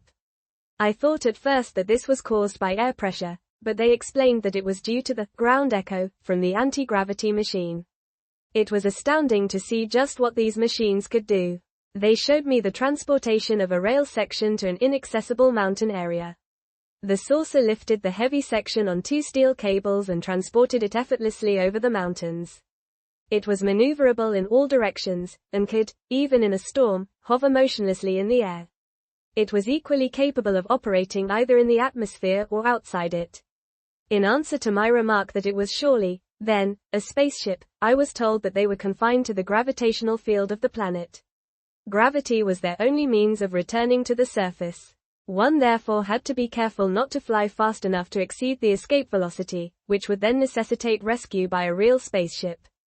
My request to be allowed to see one of their spaceships was politely refused, perhaps at the end of our conversation. They felt that we had much more important things to discuss than technique. They thought that they had sufficiently described the production facilities and the investment capacity of their trusts, and that I would now be interested in their structure. To be quite honest, I had at the moment very little interest in structures. A society without personal ownership was all very well and good as a curiosity, but I did not see any practical use for it. I was later to regret my attitude, for the efficiency of radiation information is dependent on the interest of the student, and because of my lack of interest, I missed an important part of the organizational structure. I remember only a small part of it.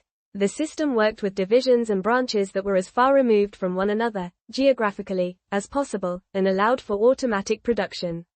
At the head of each trust was a president who was a member of the production group of the world government. The trusts competed with each other, and the prices were determined by the law of supply and demand, the principle of the free market. Their cost price was computed on the standard work hour, the URA. Cont.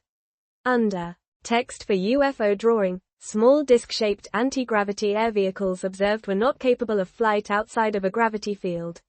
They were a beautifully polished silver in color, were highly streamlined, and were about 90 feet in diameter with a transparent dome above and below in the center. There were slots around the rim on the underside. The performance of these vehicles was astounding. They were observed, lifting whole sections of the rail system structure into place in mountainous areas with ease. Their operation is confined to the gravitational field of a planet. Text. Cont. Here. My question as to how they calculated the cost of natural resources was answered by saying that in a society where personal ownership did not exist, natural resources were, in principle, free. This meant that the price was calculated from the cost of winning, processing and distribution. How can a trust that works on a cost-price basis sell gold, for example, which, due to the law of supply and demand, represents a much higher income than its cost price? I asked. You use gold as an example, but there are many scarce articles that represent a profit far above the cost price. This is not a problem. The trusts simply absorb this extra profit and use it to subsidize other articles in the production scheme. Careful central planning can also influence the law of supply and demand. Surely that can be done by advertising. Then they really went to town. What we did under the guise of advertising and public relations was something that bordered on indecency. The money and manpower, in other words, potential prosperity that we limit for a non-efficient brain. Can you imagine what these Earth people thought of now? Artificial aging. A continual stream of seemingly new models compelled our status symbol-oriented society to discard things before they had reached the end of their useful life. A terrible waste of raw material and production capacity, and, even worse, it was a stimulant for jealousy and greed, and this was criminal. This promotion of materialism, a deadly danger for an intelligent race, was directly opposed to any idea of justice.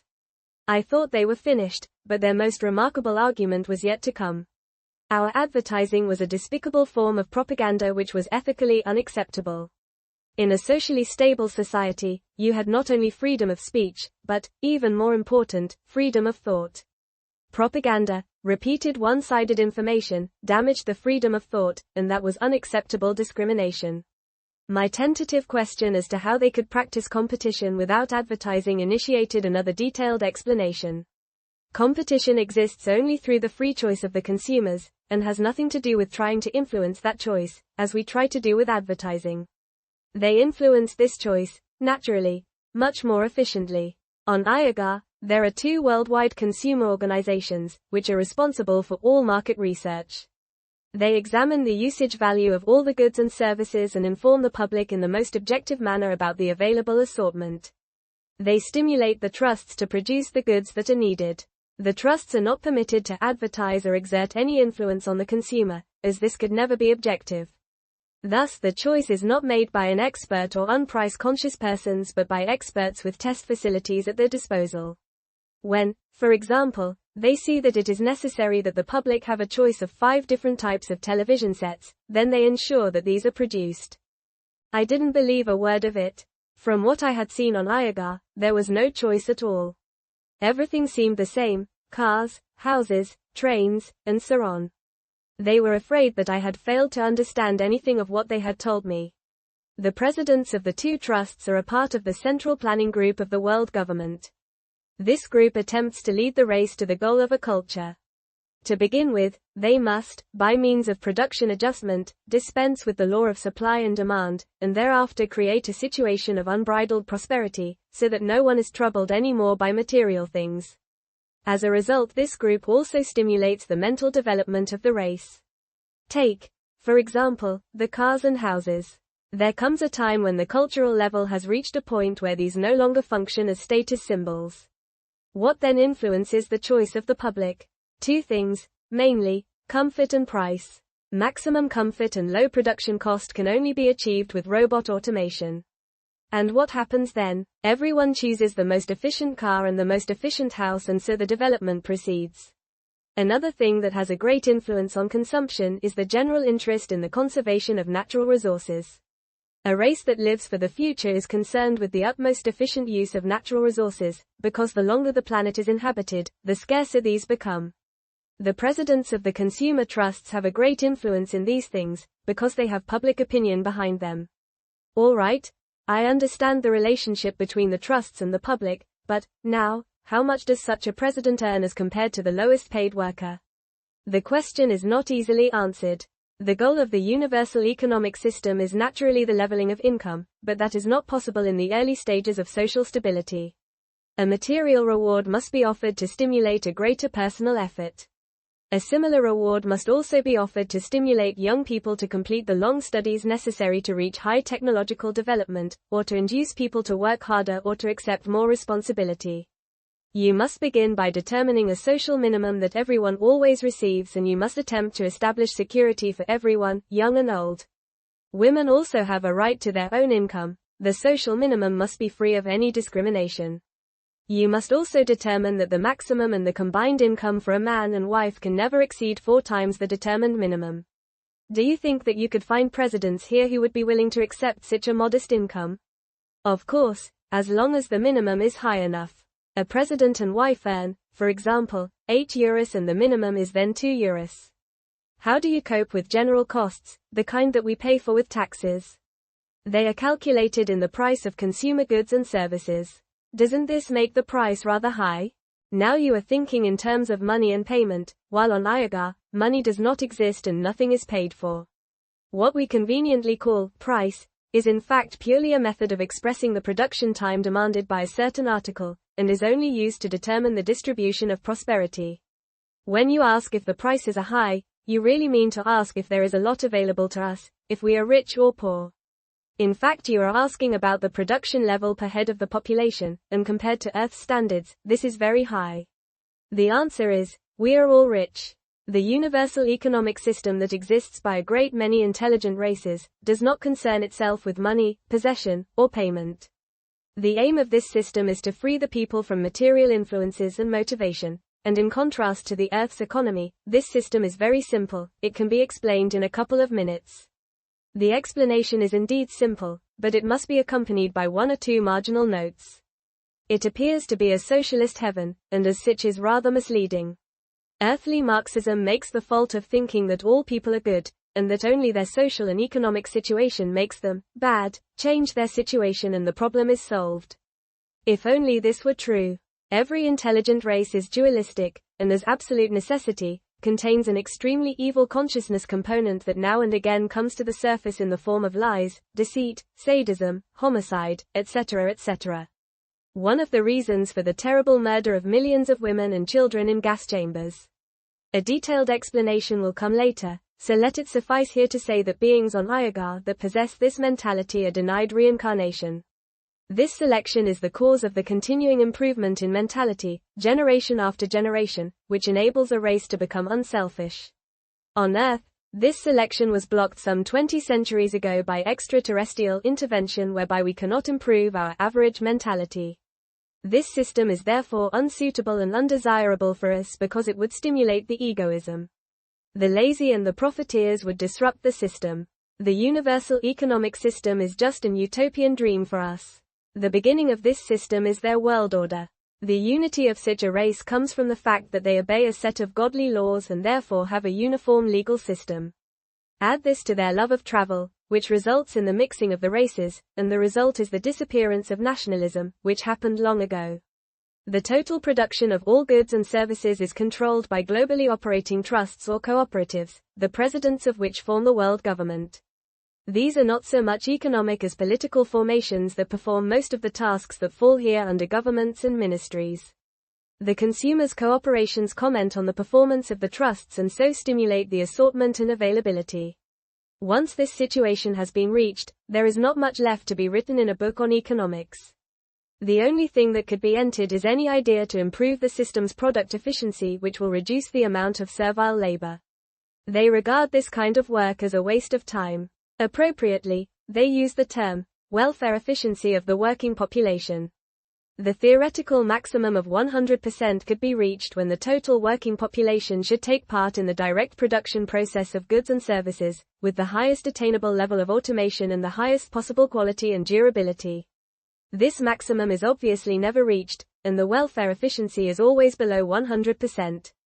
The higher the figure, the larger the availability of goods and services, and the greater the prosperity.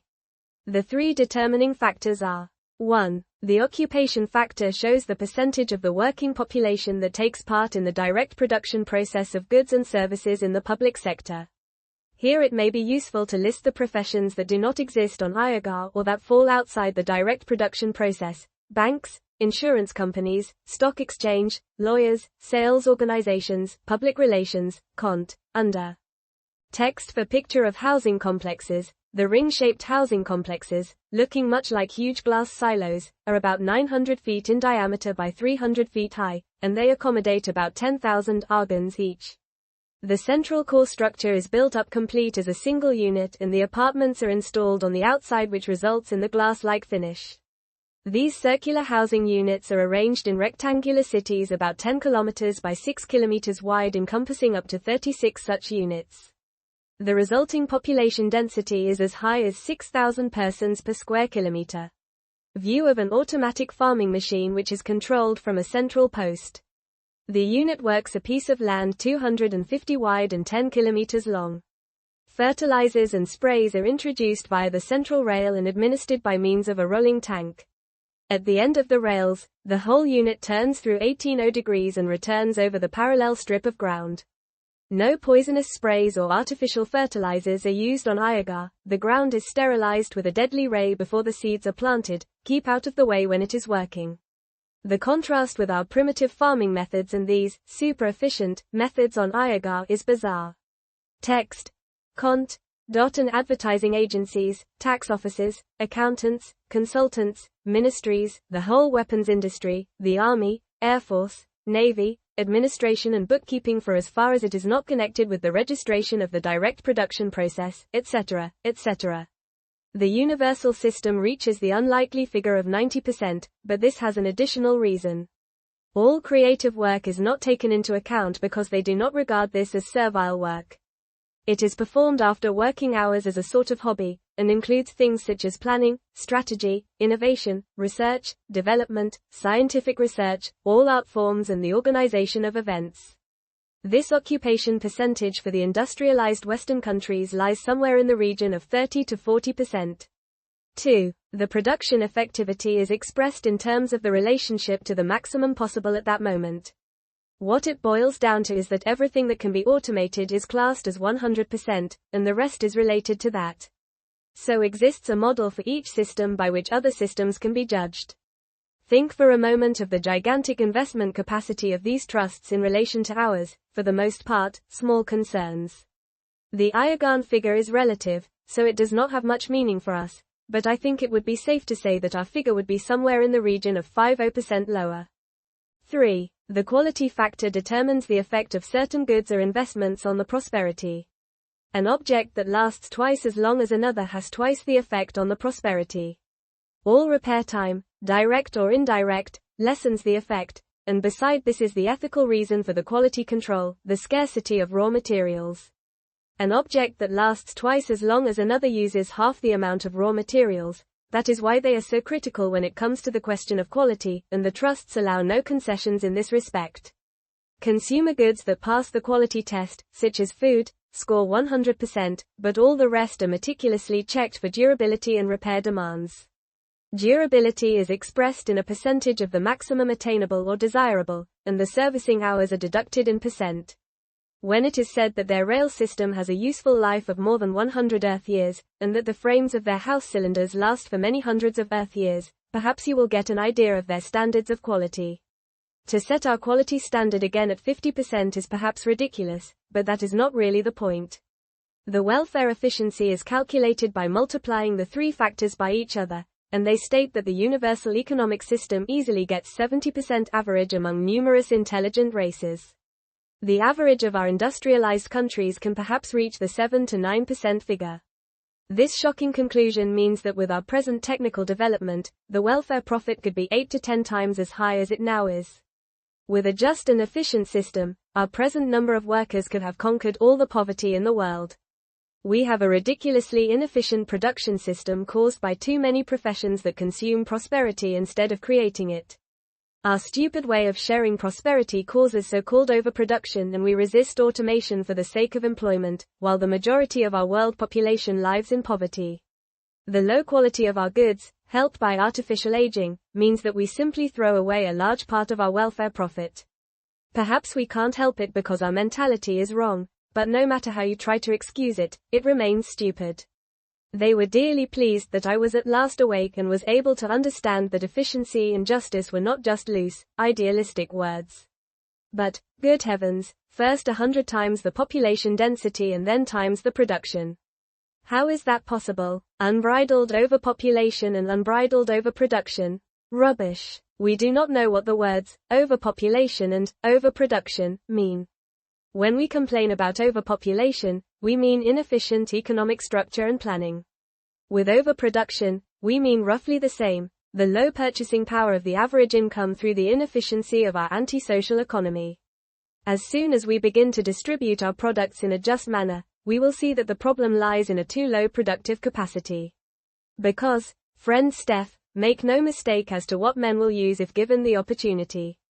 Take, for example, the consumption capacity for a family who, because of their financial state, can have everything they want. Their level lies at least 20 times higher than the world average. Your economy will have to work very hard before you can create genuine overproduction. This shows itself in a failing interest in a larger income when it means a higher working intensity or more responsibility. The remedy is simple. Everyone works shorter hours. It works both ways. Shorter hours lower the income and stimulate consumption. The wish to work increases in order to increase the income, and at the same time the first steps can be taken in narrowing the wage gap by raising the minimum wage. As soon as market saturation manifests itself, the leveling of wages increases. The rich remain as rich as they were before, and the poor are raised to the same level, and so, with efficiency and justice, you create a stable world. So everyone will then have the same income? Yes, exactly. The prosperity is then fairly shared by everyone. Unlimited prosperity creates complete security. You work shorter hours than we do? Yes, much shorter. Everyone has the same rights? They all earn the same, and there is no difference between a white collar and a pair of overalls. No, everyone wears overalls from time to time. That is why we hate maintenance and repair work. Are you beginning to understand something about our quality? Yes. And that is another argument for efficiency. You get a different set of tasks for the people. Does your world president also wear overalls sometimes? Of course, since there is no upper or lower class anymore, only a difference between directive and executive work. When we talk about a short work period, we are talking about non-creative production and maintenance work, and everyone does this, even the president. Direction is purely creative work, and we do this in our free time. Am I to understand that all the top positions are a sort of hobby? We do not differentiate between high and low positions. We choose people to direct us who, outside of their slave labor, also have an interest in this activity as an expression of their creativity, like a hobby. In this stage of development, creativity is no longer considered labor, because it is the target of men. That's all well and good, and I can see that if we were to use the same system, things could be much better for us. But to induce people to change their entire way of life is not easy, not to say impossible. It requires higher education and more knowledge. It's easy for you to teach people by the use of your information radiation. Why don't you give us the knowledge to make such machines? We could then easily guide our people along the right path, and it would greatly increase the tempo of Earth's development. We tremble at the thought of giving you the secrets of immaterial radiation. It would not be long before man discovered that it could be used as a weapon, with the almost certain result of self-destruction. And even if it were not so used, who would profit from its advantages? Surely only the developed nations, because the equipment is expensive. This would mean that the white race would be in an even stronger discriminating position against the other races. A race that does not know its responsibilities cannot be helped. Moving on to the next subject, freedom, they began by showing me one of their living, or house, cylinders. The film opened on the ring road outside the building. An automatic sliding door opened and gave access to the parking space for the cars, in the basement. The cars stood in neat rows, 4 deep, with the front wheels in shallow grooves in the floor. The camera moved through this area and out through a door which led to the central garden of the hollow cylinder. A beautifully laid out recreation area of at least 300 yards in diameter. A quarter segment of the cylinder was glass which, combined with a gigantic glass roof about 300 feet above the ground, gave the effect of being inside a huge glass house. Galleries ran around the inside at each floor. And on the lowest gallery, which was wider than the rest, small rail transport units moved. The central space was a huge garden of tropical-looking plants and flowers. A huge central pillar was at its base, surrounded by a rock garden with plants and flowers in the most exotic colors. Streams and waterfalls came out into ponds and tanks that contained strange and brightly colored fish. Green, moss-like areas were broken up by patches of flowers and shrubs. I saw sport fields and playgrounds with rather technical-looking apparatus, ponds in which children were paddling, and a large swimming pool into which people dived from a large, slowly turning wheel construction. Most amazing was the behavior of these Iargans in the water. Even small children could swim with a power and speed that was nothing short of surprising. They floated effortlessly. Many swam in pairs with their arms entwined by taking turns in making a sort of scissor movement with their legs. They had immense pleasure, and demonstrated something that could be called a feeling of freedom, freedom from gravity. They sprung and dived underwater for so long that it was difficult to see if they ever came up again. The real meaning of this water affinity became clear to me. These beings did not emerge from the land as we did, but from the water. They developed from amphibians. The broad webs between the widespread fingers and toes was originally a fin which enabled them to spring out of the water like dolphins.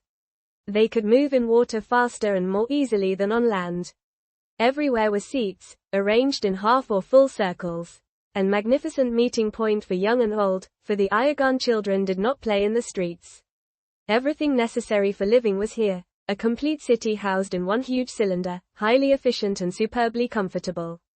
Before I go on to describe their houses, I would like to say something about the general layout of these buildings.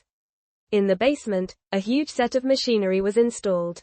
They used the planet's internal heat as the only power supply, and this was distributed as water, under extremely high pressure and temperature. Except for this, these buildings were completely self-supporting. Even an external sewage and garbage collection did not exist.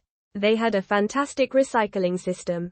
Most of the garbage was separated into its raw materials, while human excrements were used as dung for the surrounding agricultural lands, resulting in a nearly 100% circular course. The final debris was burnt and ground to a fine powder. Together with wastewater, this was pumped away, deep into the planet's crust. This had something to do with the prevention of heavy earthquakes by means of initiating light ones.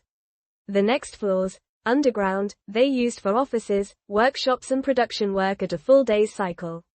They worked at home. This was to prevent unnecessary transport of people to and from their work. Speaking of overpopulation and pollution, there was really something to learn for us. Something else that we could learn from was their method of food production. They only used the word overpopulation in relation to the quantity of food that is available. As long as everyone has enough to eat, the planet is not overpopulated. They are very careful to prevent food shortages, as this would disrupt their whole society. Investments in the farming areas are much greater than those even in the housing sector. Cultivation, and the associated groundwater control, the spraying, fertilizing and the agricultural machines demand gigantic earth transports and millions of kilometers of pipelines and drainage systems, and again the construction of a canal system and gigantic pump stations. Cont. Under. Text for drawing. Huge automated cultivating machines consisted of great bridge structures with a free span of more than 100 meters. These bridges moved transversely along rails which ran the full length of the fields. They work a piece of land up to 250 meters wide by 10 kilometers long and operate in rows of up to 20 machines side by side. The bridge structures carried a variety of equipment which was controlled from a central control room. Fertilizers and sprays are introduced via the central rail and administered by means of a rolling tank. At the end of the rail, the whole unit turns and returns over a parallel strip of ground. Cont. All this is a part of their attempt to accommodate the largest possible number of beings on their planet. The first requisite for this is a maximum food production. They then introduced me to one of their numerous cultivating machines which are mounted in the vast fields situated between the house cylinders. These consisted mainly out of an imposing bridge construction with a free span of more than 100 meters. These bridges moved transversely along rails which ran the full length of the fields, some 10 kilometers, in rows of 20, placed side by side. The bridges were supported about 3 meters above the ground and could carry a variety of equipment which was controlled from a central control room. One of the bridges that was working was fitted with a machine that performed many operations in one go. First, a strip of ground was cut out in 2 layers by 2 U-shaped blades, then the strip was sterilized with a deadly ray, sprayed with a muddy-looking fertilizer, turned, and returned to the furrow. Then a row of fast-moving gooseneck-type pipes planted the seeds for the next harvest, and finally, the surface was rolled flat and covered with a transparent layer. When the machine was finished, the result resembled a dance floor. They certainly were masters in automation. Beside the farming, their food production was supported to a great extent by the fisheries. Their preference for fish probably has something to do with their amphibian origin, and the fact that they have so many oceans. Their method of catching fish is, in one word, absurd. So absurd in fact, that I thought in the beginning that they were trying to make a fool out of me. Later, I discovered that this was just a byproduct of their system of climate control. It was a gigantic water-moving project whereby the warmest water in the oceans is pumped to the islands and seems to have something to do with controlling the rainfall. The system utilizes thousands of kilometers of flexible pipes running underwater, each with a text for picture, drawing. The bridge structures performed many operations simultaneously in one run. First, a strip of ground is cut out in 2 layers by 2 U-shaped blades. Then the strip sterilized with a ray, is sprayed with a muddy-looking fertilizer, turned, and returned to the furrow. Then a row of fast-moving gooseneck-type tubes plant seeds for the next harvest. Finally, the surface is rolled flat and covered with a transparent layer, leaving the field looking flat and finished as a dance floor. Diameter of more than 100 meters. The catch consists purely of fish that have been sieved out of the system. The strange thing was that these fish look just the same as fish here on Earth. I saw some fish with a length of 4 to 5 meters which, for as far as my knowledge of biology can be trusted, were perfectly normal sharks. I also saw swordfish, and predatory fish were hunted with the aid of sound waves and flavored bait. The carcasses were thrown back into the sea. Beside this, they also eat meat, but it would be going too much into details to describe their breeding methods here. To tell the truth, I was somewhat disappointed to see that a super race still killed animals. I only relate this information on their food production in order to comply with their request to do so. They see this information as an important part of the process of identification. This process will be dealt with later. For the same reasons, I will also describe some details of their schools and the hospitals in the house cylinders. These were, together with other social services, situated on the top floor, with the glass roof serving as the ceiling. The school classrooms were square, with 4 walls from corner to corner, forming 4 triangles. Where the triangles joined in the middle were 4 large screens, on which the lesson was shown. The means of teaching was exactly the same as was used for me in the spaceship, a film with a simple explanation. The real information was transmitted by the radiation. In the space behind the 4 screens sat the teacher, who really had nothing to do with the lessons but acted more as an observer, noting the behavior of the children and advising parents on their upbringing. The lessons were the same over the whole planet, this having the advantage that should a child move to another area, which happened frequently, he could simply pick up the lessons where he left off without having to repeat or miss anything. This basic schooling continued until the child had reached the age of 15 or 16 years. When I think of the information that I gained in 2 days from the radiation, I can imagine the level these children must reach when subjected to the radiation for 10 years or more. Their basic schooling must be above the level of our universities. Having completed this basic instruction, the children moved on to the advanced schools, a normal cylinder where all the students lived together and where they could specialize in their chosen subjects. The hospital that they showed me was not the type that was situated in each of the cylinders, but aerial hospital where special medical treatment was given. Seen from the outside, it looked like a normal house cylinder, but half was the accommodation for the personnel and the other half for the patients. I do not think it is necessary for me to describe the working of such a hospital in detail.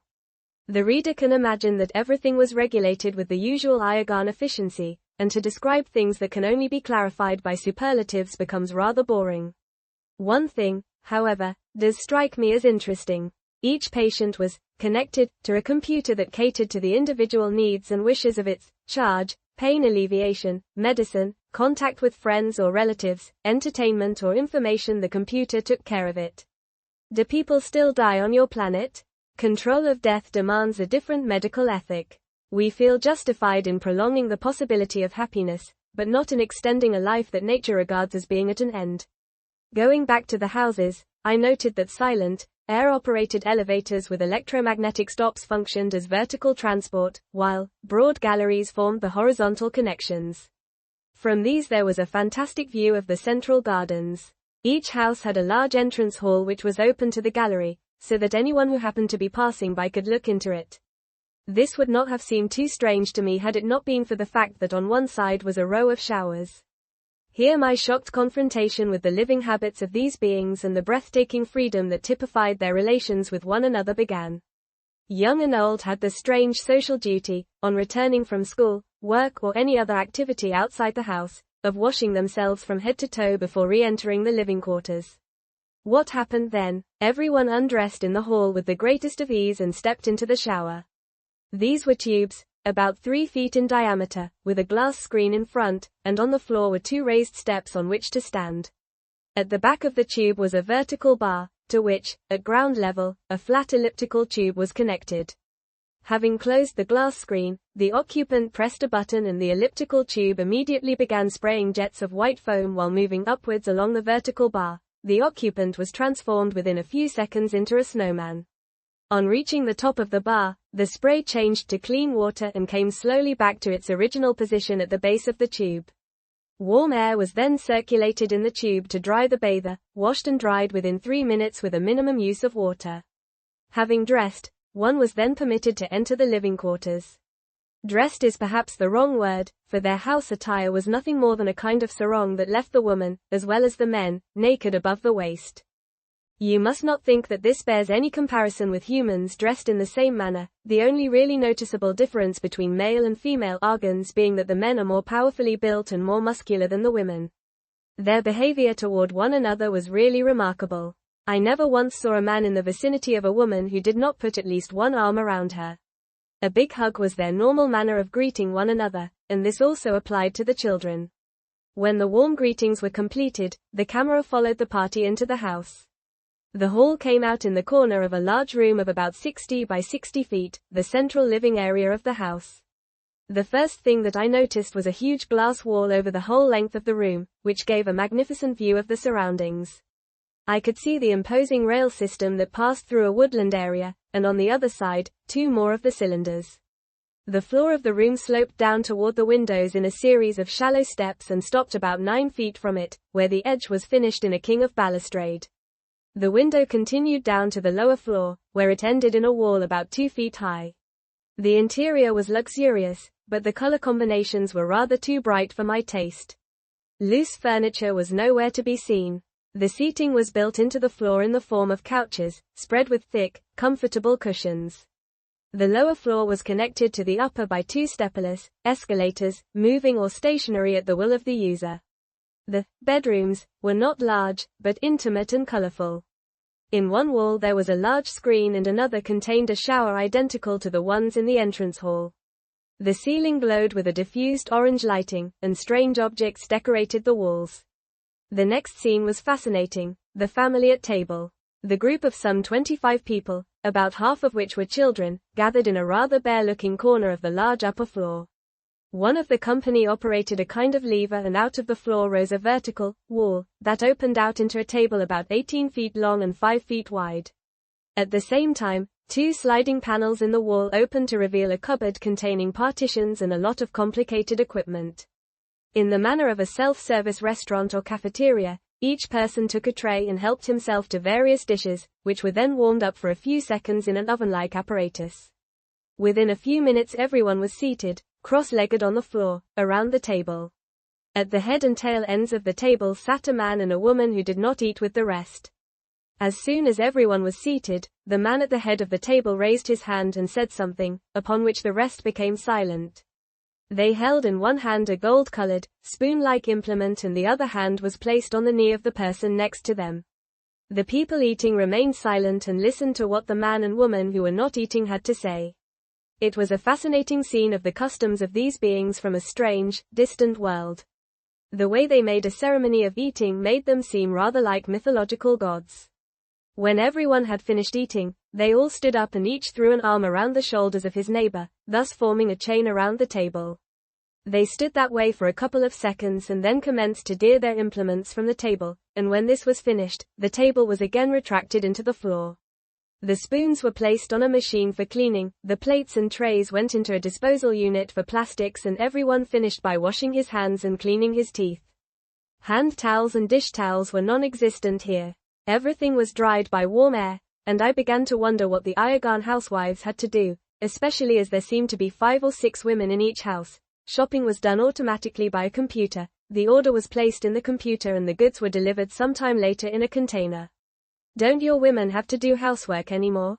The Iargans laughed. We have told you that we no longer have any class distinctions, and this also applies to women.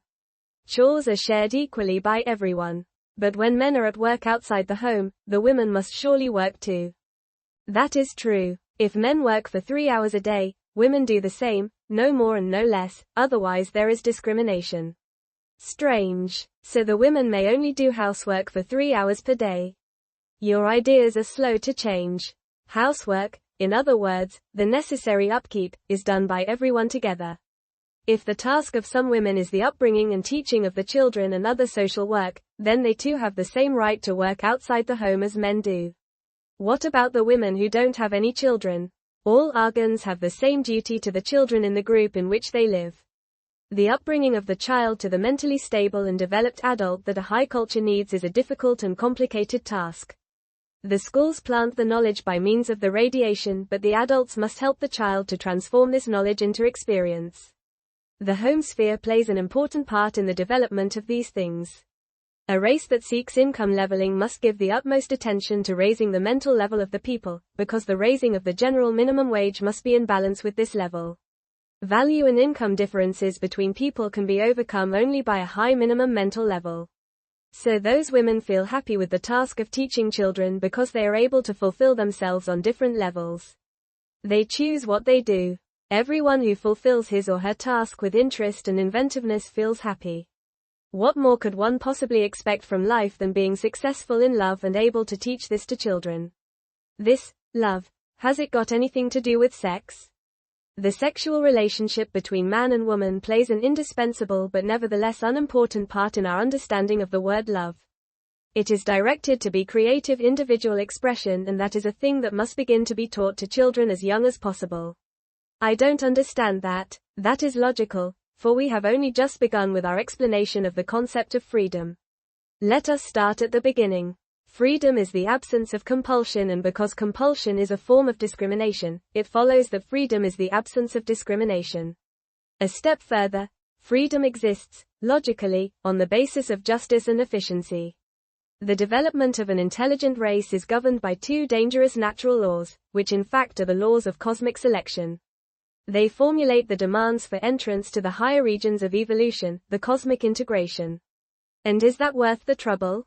Certainly, for it is the choice between everlasting life and everlasting death. Oh, I see, a religious aspect. That ceremony at the table had something to do with your religion too? Our understanding of religion is so far evolved that it is incomparable with yours. Have you a religion? I am a Catholic. How strange, a Christian. We are familiar with the work of Christ and the Bible. After you've eaten, you must explain to us how someone with so much property can seriously call himself Christian. We are intrigued. On the other hand, it simplifies the explanation of the two cosmic selection laws.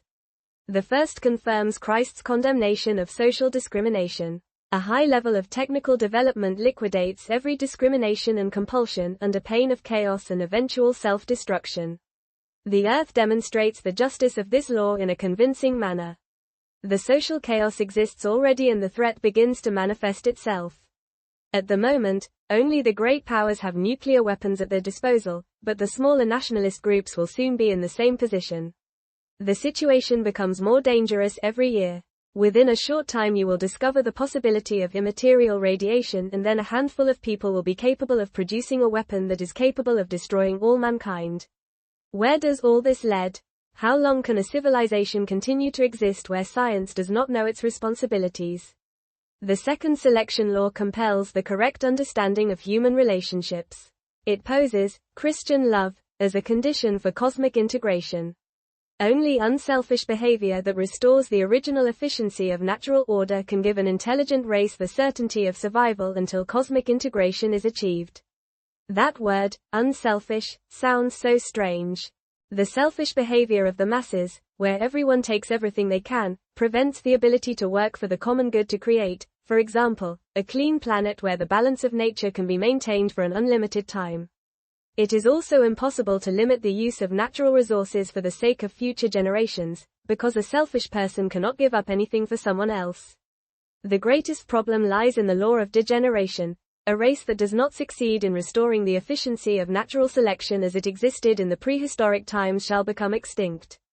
How do you justify unlimited freedom with reproduction selection that drastically limits the choice of partners? The answer is that it can only be justified with unselfishness. The partner choice is determined by one's feeling of responsibility. I see, through artificial insemination. Where did you get that idea?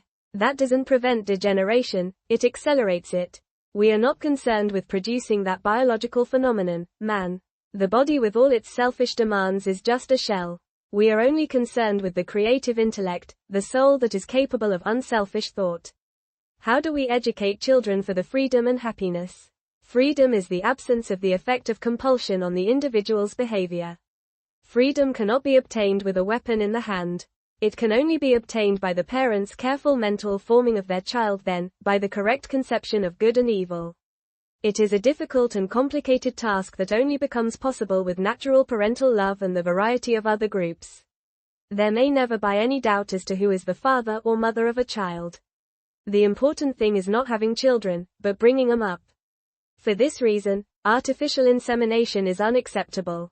The unselfishness is the selection requirement for the immortality of the race, but it is also a requirement for a being with a high mental development before he can achieve happiness. Happiness is being at peace with oneself and one's surroundings.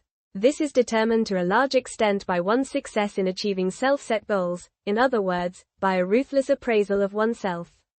This individual striving to reach a self-chosen goal is the creativity in man. Creativity is thought that is continually occupied with changing the circumstances in one's life or in that of another.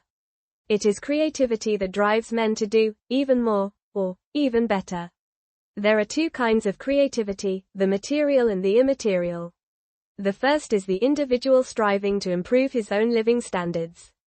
This is done mostly in the field of sex, property and power, and is the cause of all the misery on this planet. The individuality expresses itself in egocentricity, greed and avarice. In the continual reaching for a material goal, a measure of satisfaction is experienced, but when the goal is reached, the satisfaction shows itself to be relative and of short duration, merely an object for comparison with what others have. So it continues toward the next goal, usually a higher income or a higher position, and the search continues, because the satisfaction lies only in the searching. But then a time comes when the search cannot be continued because of sickness, or old age, and life continues in dissatisfaction with itself. The individual has not understood that material gains can never bring lasting satisfaction and happiness. On the other hand, there is the immaterial creativity or Christian love, and this is lasting happiness. It is the continual striving to improve the living standards of others. It expresses itself in helpfulness, understanding, pity, tolerance, friendliness, esteem, in short, the total concept of unselfish love. It sounds to me like a sort of sterile idealism. Try to understand that it is not. Do you believe that social stability creates unlimited prosperity and complete security? Yes, I can accept that. Can you also accept that a man without creativity can never be happy? Yes, I understand that. What goal can human creativity have when material motives vanish? What can a materialist do in our world, other than be bored to tears? What does a man really possess who possesses everything except love? The answer is, nothing. Everything that previous generations have done to create a stable world with a high level of scientific and technical development and unlimited prosperity is worthless when man lacks the love that can give him happiness. Every unselfish deed, every self-sacrifice, heightens the feeling of personal value, of satisfaction. A man who has reached a high degree of unselfishness manifests a lasting personal value as a noticeable side of his personality, wisdom, which appears to be unaffected by setbacks or aging. He becomes invulnerable in his feeling of personal value, his peace with himself, his happiness. There is no alternative, Steph. Natural selection laws are inexorable. Only a race with a high level of unselfishness, or, as we call it, an immaterial structure, can survive. Does all this also apply to us? I can't imagine this world being inhabited by people who love each other. The more we talk, the more we become convinced that you are not a Christian. The whole point of Christ's teaching, love, is completely strange to you.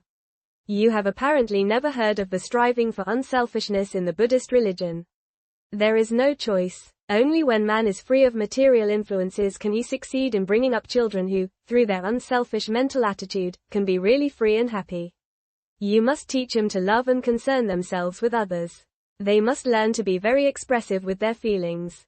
This makes great demands on their eloquence, to be able to put their feelings into words. This is characterized by their honesty, spontaneity and enthusiasm, their helpfulness and, above all, their ability to raise their love contacts above the physical to great spiritual heights.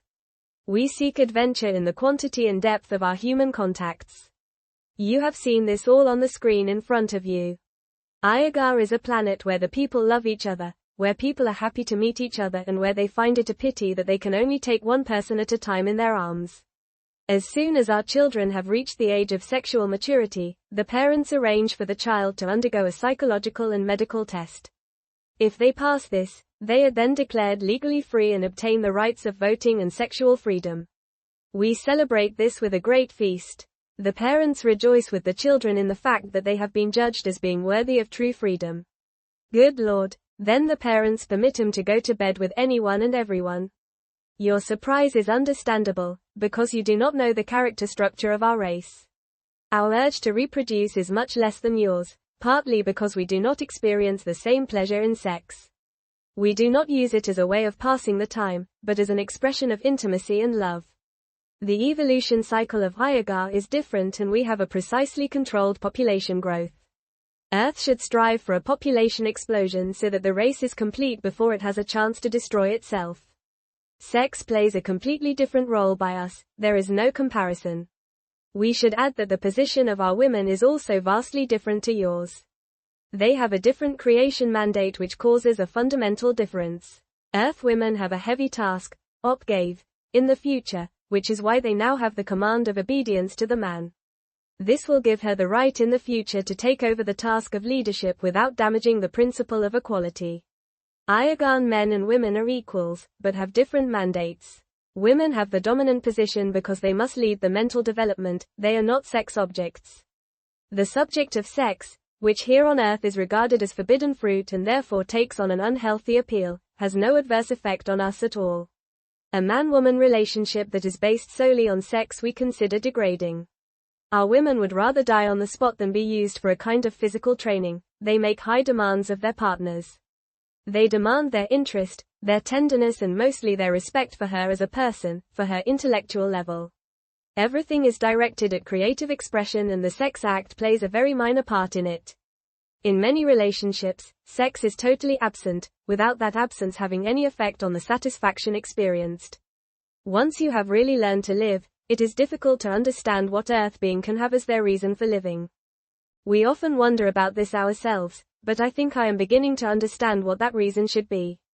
The lesson continued, but I am afraid that it did not penetrate to any great extent. I was too busy with my own thoughts. They were explaining their marriage concepts and personal relationships, based on the separation of sex and propagation, but my mind was filled with questions and doubts. All this was very interesting, but what had it to do with me? It was dear that they had a better life than we have, but, then, they were not human, they did not live in our world, and if they did, they would surely be the same as we are. If, but, why, how? My mind was running around in circles. At the moment that they tried to make clear to me that sexual freedom was not permitted to the earth because we failed in love, I gave up. What is the point of this confrontation with your way of life? Your way of life is not possible for us, even if we wanted to live as you do. The earth can never become like Iarga. Your society strikes me as being a curiosity that has no practical use for us whatsoever. You are right, the earth will never become like Iarga. The Earth is, in contrast to Iarga, a thin atmosphere planet of a different character, and this applies also to her inhabitants. We have a different evolution cycle than you, but the goal in the evolution of all the intelligent races in this universe is one and the same. The ways are different, the goal is the same. The practical purpose of this confrontation is the planting of insight, not insight into our technique or our social structure, although this could be of use to you, but into our mentality. Chapter 4. Iargan Society. I should try to sum up a number of my conclusions. Iargans and humans would seem to be totally different beings, but in fact the only real difference is a body that is adapted to life on their respective planet. Other differences are caused by different upbringing and environmental effects, but intellectually and emotionally we are about the same. If a Iargan were to be born on Earth, he would become a normal human being, and if a human were to be born on Iarga, he would become a normal Iargan. So, if this is true, how do we account for the vast difference in mentality? The over-socialized community that eliminates all discrimination and aggression would demand a tremendous improvement in human mentality, otherwise it would be misused by the greedy and the lazy. It demands a race with a high degree of unselfishness. Am I to understand from this, that Iarga's secret lies in a perfect method of bringing up children? No. Due to her planetary conditions, Iarga has a different cycle of evolution than the Earth. Due to this, we have the ability to continually improve our mentality through many generations. Iarga's secret is that we are bound by the law of cause and effect and are therefore subject to reincarnation selection. This law lost its validity on Earth long ago. On Earth, the weeds grow up with the corn until the harvest, and then the selection takes place. Because of this, mankind cannot improve her mentality. You are still troubled by the demonic element of human dualism and there is no escape. On Iarga, on the other hand, the weeds are constantly removed, which neutralizes the demonic element. Naturally, the children's upbringing plays a large part in the mental attitude, but it is not the cause of the improvement. Your supposition that a human born on Iarga would grow into a normal Iargan is incorrect. In the first place, he would not have taken part in the reincarnation cycle of Iarga, and what is more, his character would not fit. Due to the planet conditions, a human is willful and disobedient. He obeys no God, no commandment, and no conscience. He even pretends that he doesn't have one. He knows everything better. I hope that we never have to accept one of these beings into our system. It would be a terrible mistake, without counting the damage it would do to his surroundings. A large dose of unselfishness can only exist in an environment that is protected from evil. You see that it is not as simple as you think. Great gods, what have I got myself into? More or less by accident I seem to ask a relevant question, and during the answer I hear expressions that are meaningless to me. What am I supposed to make of expressions such as reincarnation selection, evolution cycle, and demonic dualism? To answer this we will have to explain the whole plan of creation. Is this what you want? Certainly. Excellent, but we will have to change the nature of our explanation. Before long, something exceptional is going to happen. The Earth's isolation will be broken. The exchange of information between intelligent races will take place, and this is bound by stringent rules and conditions. The first rule is that such exchange must be preceded by an identification procedure in which credentials are exchanged. Next to the physical confrontation, this demands an illustrated description of the planet and the type, evolution, and history of the race. Normally this takes place during exchange visits, which implies the capability of spaceflight, but in your case a different procedure will have to be followed. You will visit Iarga only in the mind by means of a special system that we have established. The pictures that you have stored in your memory are real, and not from a film. We possess the power of mind over matter, as you also will within a short time.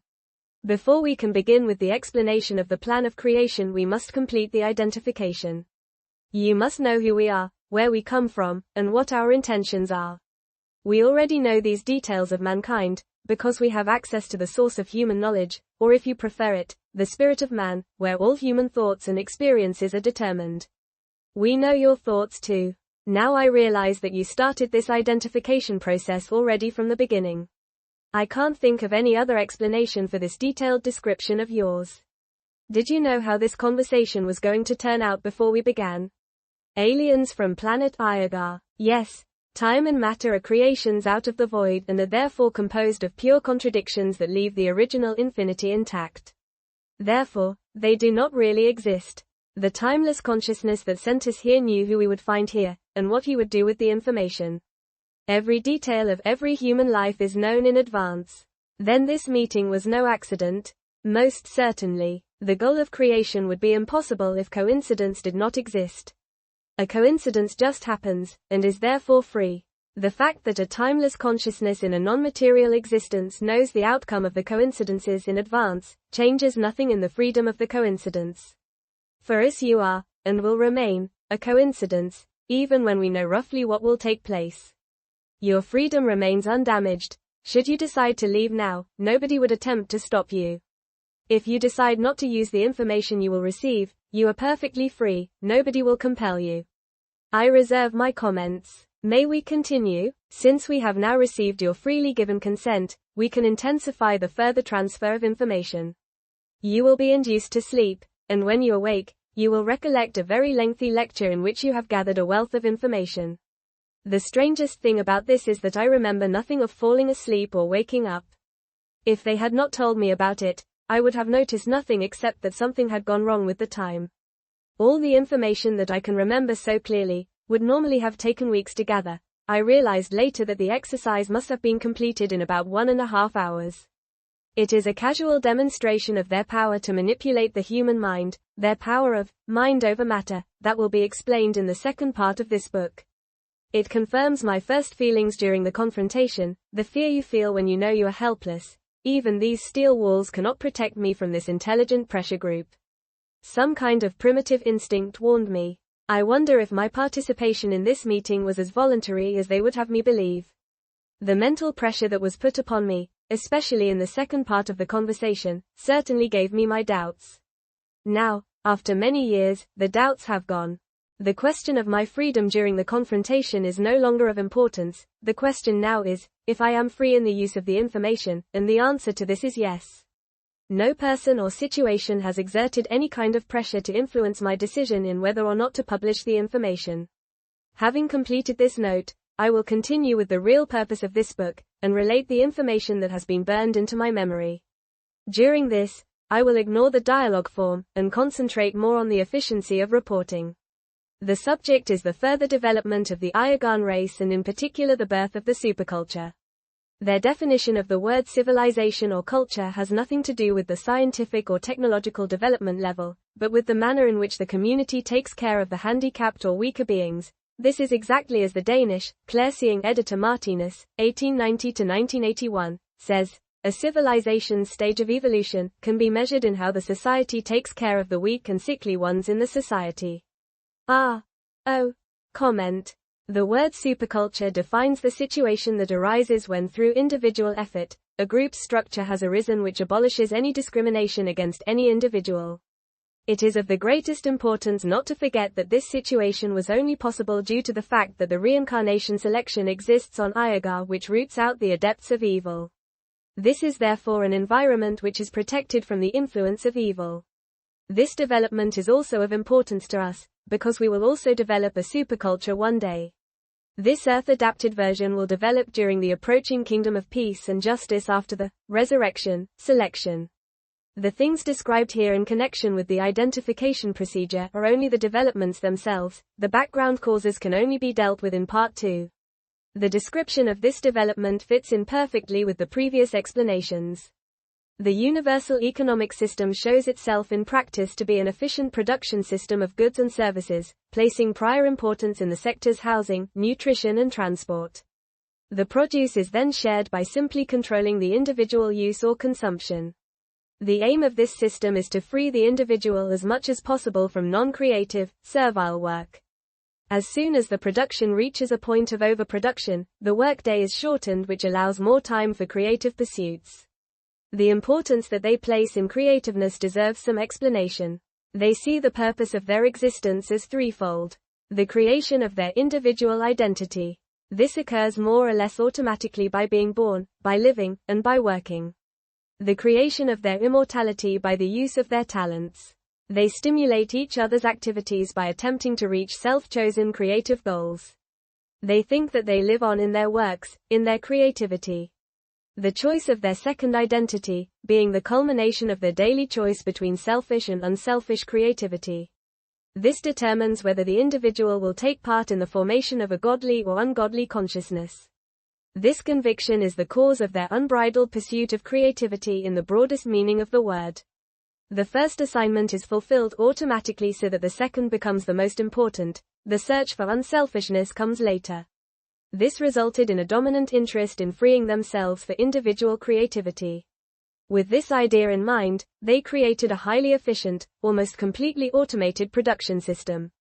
Next, they sought to reduce the consumption of goods and services by appealing to the self-discipline, in order to attain a reduction in production or an increase in population.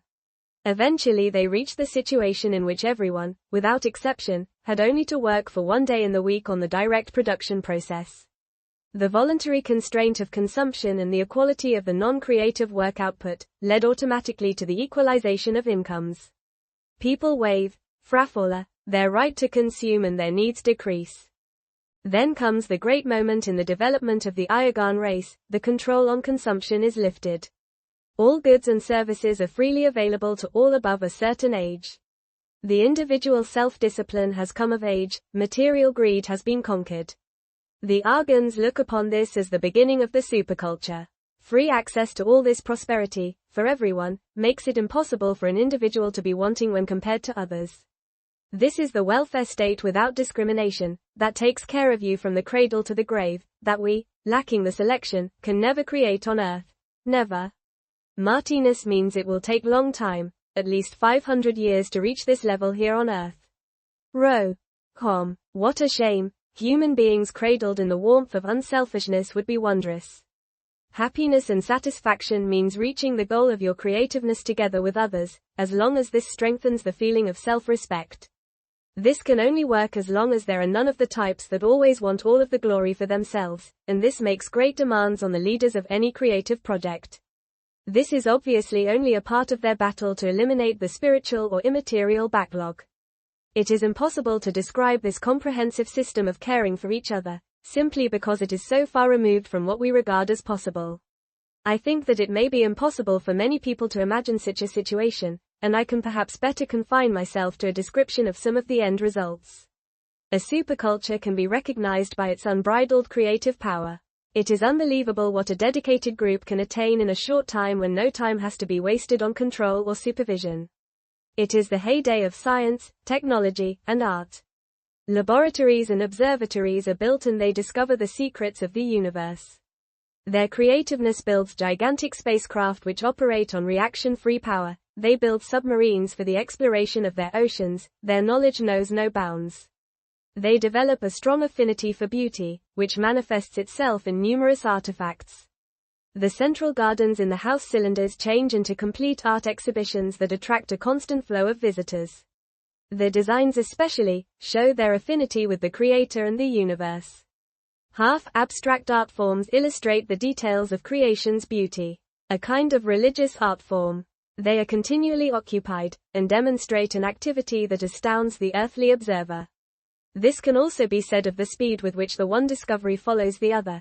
This appears to have no connection with the fact that they are highly intelligent, but because they have the ability to tune into cosmic vibrations, the ancient knowledge of the Creator. They call this the ability of final contemplation, a state of mind that they can reach as a group. It is impossible for us to reach this stadium for some time. The Iargan evolution cycle is a closed circuit in which external interference is excluded.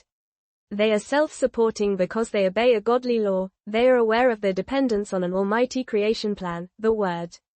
They obtain the knowledge that we can only learn from others. This is why the races with an open cycle are helped by the races with a closed cycle of evolution.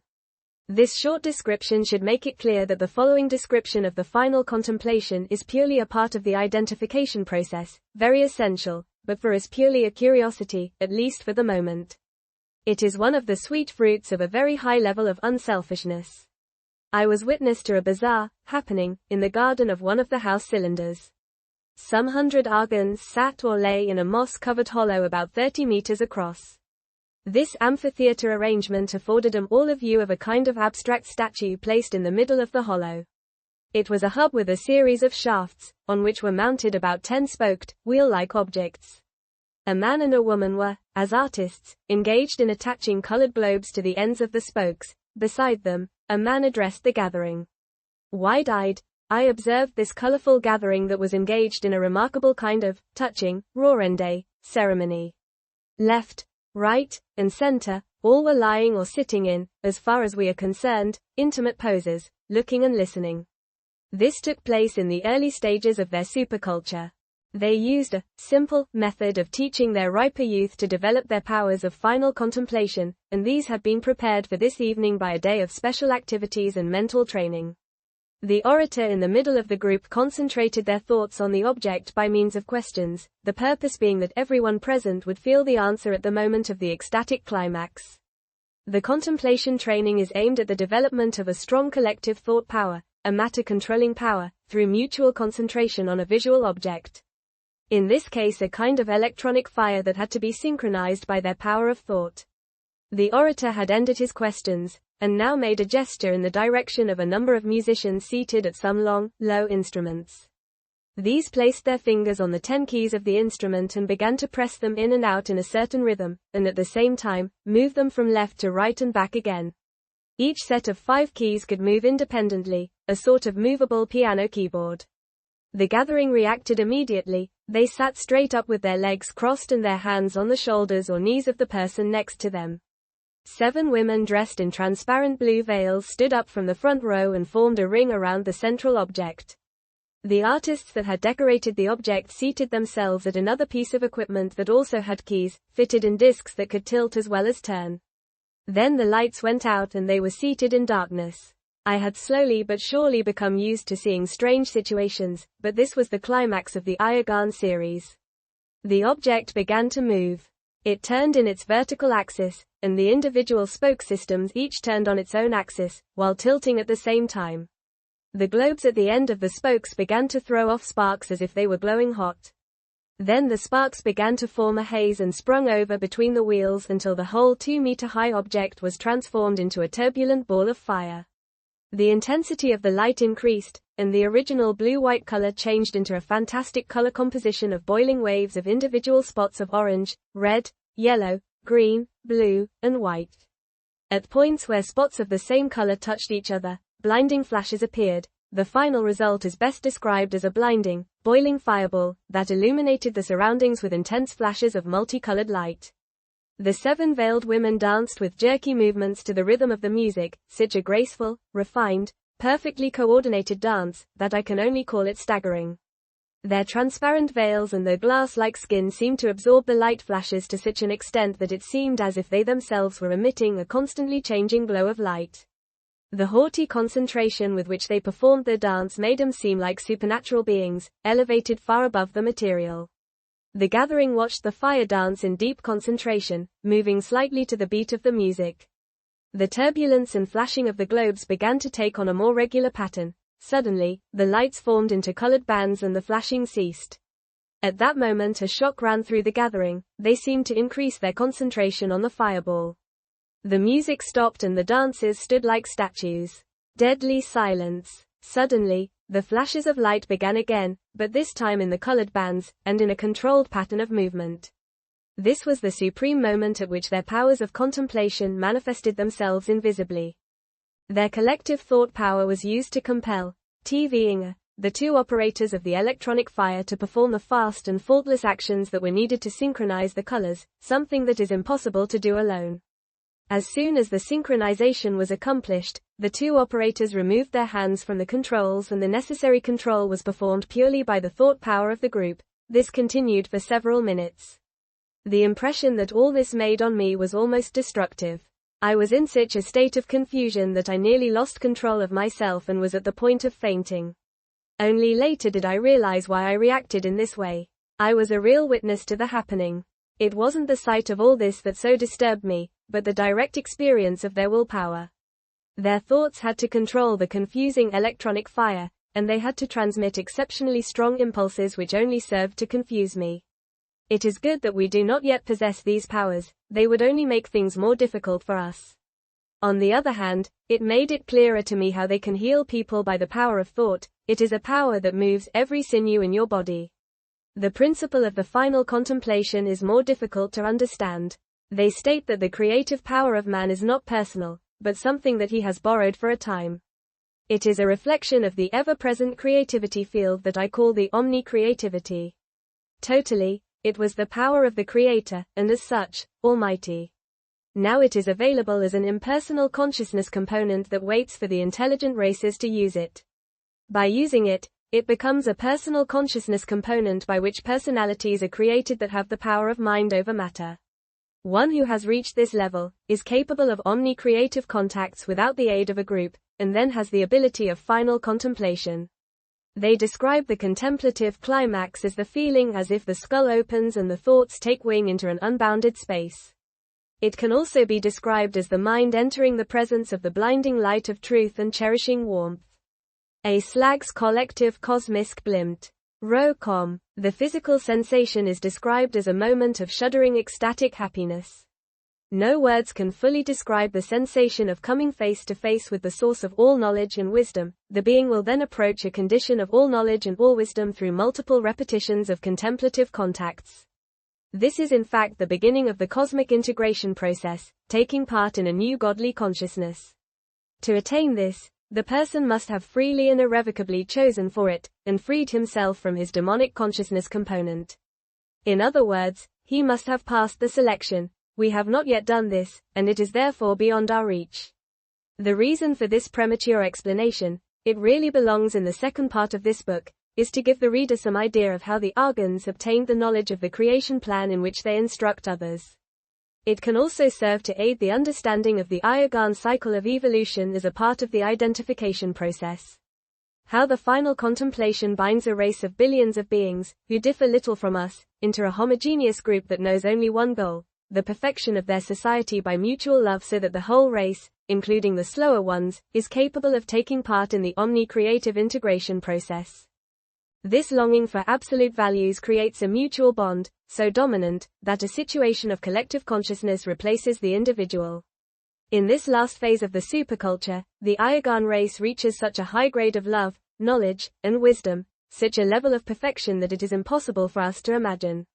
Even less imaginable is that we too will one day reach the same level.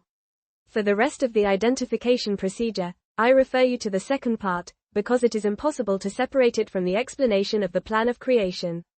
The real reason for their visit was, as has been said, the planting of information, describing the future of the Earth and the reason for the external interference that will disturb the authority and sovereignty of the human race. This information has been placed in the second part of this book and, in this, has misplaced the sequence of the original conversation. The next two chapters clearly belong in the introduction and contribute to the identification, they therefore belong in the first part, according to my feelings. I have chosen to use the dialogue form again because this conforms with the reality. It is in fact the farewell ceremony which took place when I awoke from my trance. Chapter 5. Iargan Spacecraft. We will now keep the promise we made at the beginning of this meeting and show you our spacecraft. The screen showed a new picture in space with thousands of stars in the endless black depths of the cosmos. In the middle hung 4 shining round disks, spaced at regular intervals and exactly in line. A moment later these objects turned slowly and I was able to see a side view. I felt a wild triumph welling up inside me. Flying saucers, real, live flying saucers. In the side view they had the streamlined profile of a perfect discus with knife-sharp edges. They were marked from above and below with many concentric rings, but windows or any other sign that living beings were on board were nowhere to be seen. Only on the outer right ship was a small projecting cylindrical ridge to be seen, which blindingly reflected the sunlight. They were connected to each other by a cable, and apart from this, I could see no other details. How large are those things? You can judge that for yourself. The navigation dome is raised in the last craft and you have walked over it. You don't mean that small shining ridge? Certainly. I was shocked. You would build a villa on that platform. But, now, let me see. They must be nearly 1,000 feet in diameter. Our compliments on your power of estimation. I was breathless. A supertanker could turn on one of them. Such a monster is surely not here underwater? No. This is a landing unit, a complete spacecraft of much smaller dimensions that can detach itself from the mothership, operate independently in space and land on planets. Why are they so large? They are not so large. We would like to build them bigger, but for safety reasons, each space command consists of 5 ships. You cannot see the last one here because the film was made by this ship during a coupling maneuver close to Iarga. The ships are connected to each other by a hollow tube containing a lift. We are therefore able to visit each other. Why do they have the discus form? The discus is the final universal form of starships. The main reason is the round form of the propulsion unit, the sun wheels. To give you an idea of this, here is a film. A gigantic, round, factory hall appeared, at least 1,200 feet in diameter and with a self-supporting roof construction. One of these craft was under construction. A complicated, star-patterned rib construction in which the contours of an enormous discus could dearly be seen. Hundreds of Iargans in orange-colored overalls were working in innumerable floor levels between cranes and other equipment. Close to the outer edge of the discus were 2 round pipes, each of about 20 feet in diameter and about 12 feet apart, one above the other. Outside this double tube system was a much larger tube with a triangular cross-section, rounded off at the corners. This was connected to the other 2 tubes by tangential, trumpet-shaped pipes. This ring system was the sun wheel. When I don't understand how a set of tubes can power a spaceship, you can hardly expect me to understand why they must be round. The mass kinetic propulsion principle is understandable to you. In both the round tubes, matter is spun round at relative speed. The direction in each tube is opposite, one left and one right. Oh, I see a sort of cyclotron. Let us say a sort of synchrotron. The outlet principle of a rocket is known to you. Hot gases, or material, is forced out at the highest possible speed. A universal spaceship does in fact do the same thing. Matter is forced out at the speed of light, but not into space. It comes into an antimass field, where it simply disappears and falls back as immaterial energy in the cosmic carrier field. Look at this ring system from above and strike a line square at the flight direction through the center point. You then have two diametrically opposite points. At these points and where the material stream is in a backward direction, you set a cosmic laser working, which continually lets the fastest moving particles escape. You then have the same effect as a rocket which blasts material out at the speed of light through two nozzles. Through the circle form, the two lasers can be moved, so that the propulsive power can be used in any direction from the horizontal plane. I understand it so far, but you must need an awful lot of fuel in order to continually allow material to escape. That is the secret of the universal spaceship. No matter is lost in the propulsion process. The matter blasted backwards vanishes but stays as an overdose of immaterial energy of the cosmic carrier field in a complicated power field within the spaceship. Because of this, we can create new matter within a fraction of a second, which is again introduced and accelerated. The process repeats itself as an endless cycle. Through the disappearance of text for craft drawing, section view of a space discus.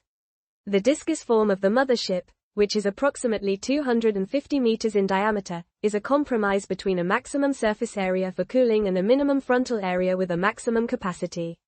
This is the universal solution for space travel at cosmic velocities. The power source, a sun wheel, two opposed cyclotrons with an outer ring for the control of weightless energy, is unknown to US and demands the circular planform. The danger of collision with cosmic dust at relative speeds necessitates the smallest possible frontal area. The two smaller modular disks are in fact landing units. The mothership always remains in space.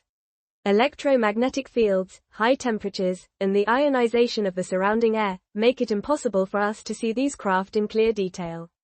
A race that can finance such machines is by axiom peaceful. They need global cooperation before it is possible. Key to the numbers on drawing. Armor plating, main power unit, tangential connectors between cyclotrons and collector ring, main frames, outer skin and cooling system, pressure skin, equipment area, fuel tanks, water, crew area, food cultures, etc. Landing unit, tanker, for wet planets, water tanks in landing unit, crew area in landing unit, command tower, retractable, direction of constant acceleration, or deceleration, text for painting image of Iargan City, page 102 to 103 in the book. The dwelling units, great covered rings, over 900 feet in diameter by nearly 300 feet high, housed about 10,000 people per unit, and included all services and facilities of all kinds for that many individuals. They were arranged in rectangular formations of 36 ring complexes per city, giving a population density of about 6,000 per square kilometer. The strange vegetation has evolved to withstand the heavy gravity and the high winds that prevail here. With only a 10% land surface available on this planet, high-density living became a necessity and developed efficiently. The strange vegetation has evolved to withstand the heavy gravity and the high winds that prevail here. The fully automated robot rail transport system operated with frictionless efficiency, moving vehicles of many sizes and configurations at high speeds. There were individual cars for small groups, collective units like trains for mass movement, cargo units for commerce, and even a peculiar development something like a hotel tram. A group of people wanting to travel together would order a unit that was fitted out as a self-service hotel and simply go where the mood took them. The system was marvelously efficient and could move over 1 million persons per hour past any point using only the upper 6-lane rail system between the house blocks. The rail system and equipment was designed with a useful life expectancy of 1,000 years, a kind of quality undreamed of on Earth. Cont. From above. The matter, the movement energy is lost, which is to say that it is changed into a reaction-free force, but the mass energy is retained. You've lost me. You can really create reaction-free forces in a closed circuit. How is that possible? I always thought that the law of action-reaction was correct. That law is indeed correct. And in order to overcome the law you must overcome natural laws, or, in other words, the cosmic carrier field laws. Are you not afraid that with this information we could construct a sunwheel? No. The cardinal point, the reversal of the matter-energy carrier field transformations, defying the laws of nature, demands such a high standard of advanced atomic science that you will no longer be able to reach it. Energy surplus, overscud, from the carrier field, which can create matter particles, is an extremely dangerous phenomenon. Such unimaginable concentration of energy can only be controlled in gravitational fields of which even the most elementary knowledge is absent here on Earth. Such a sunwheel radiates a force that even over long distances can cause certain electron movements to cease and metal constructions to disintegrate. You have no idea of the technique that goes into building universal spacecraft. Why do you call it a sunwheel? What has it got to do with the sun? Suns, due to the rotation of their critical mass, a natural spacecraft which, under the influence of the particle bombardment of their neighbors, navigates space with free cosmic vector powers. Through these powers they maintain their distance from other stars and cause the turning moment and the expansion of galaxies. The sunwheel, therefore, is a copy of the power of a sun. A sunwheel can exert power only in the horizontal plane and one alone can, therefore, not navigate. It is necessary to place a smaller wheel beside the main central wheel, on both sides, that of the landing units, so that a torque can be created in order to steer the ship. When this ring system is covered by metal plating, the discus form appears naturally. Why do they have to be so streamlined, since space is surely empty? We wish that were true. For spaceships that travel at relative speeds, space is not empty enough, and not only streamlining but armor plating is also necessary.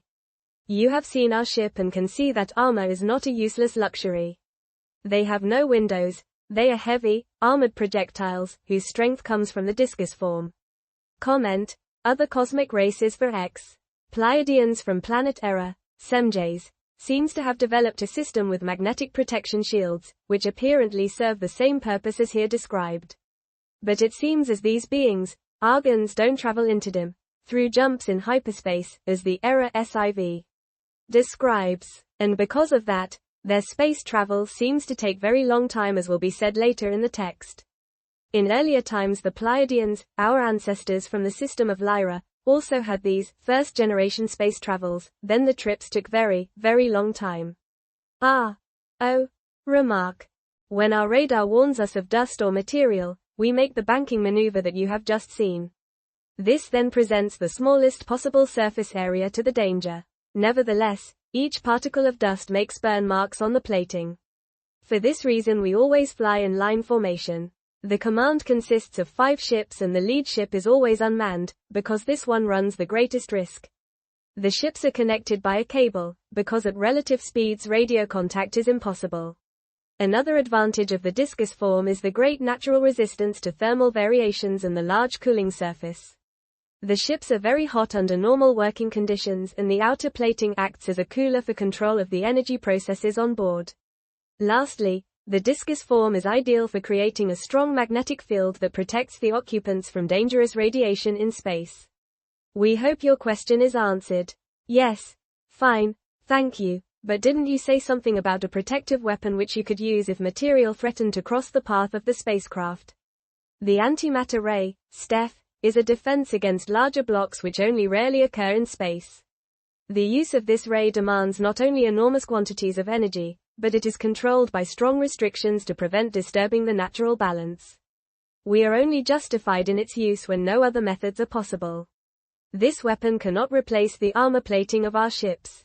I understand. What is life like on board in weightless conditions? It seems to me that it must not be very pleasant. In weightless conditions it would indeed not only not be pleasant, it would even be impossible. An intelligent being cannot live without gravity during the endless journey between the stars. We have solved this problem by the continual use of the sunwheel, which creates a constant acceleration or deceleration exactly like the conditions on our planet. We do not subject our people to abnormal gravity forces. The acceleration of our ships is always constant so that we can live on board exactly as in our homes. The journey begins with a long period of acceleration until we have reached the maximum speed at which navigation is possible. Then we alternately slow down and speed up. The last part of the journey is a long period of deceleration.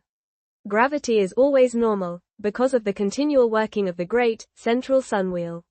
The small sun wheels are not used for normal propulsion. Again, other cosmos races for Pleiadians from planet Era, Semjays, have developed a system which creates an artificial gravitation field, where all atoms, in people aboard, are affected of the same progressive forces as of the ship.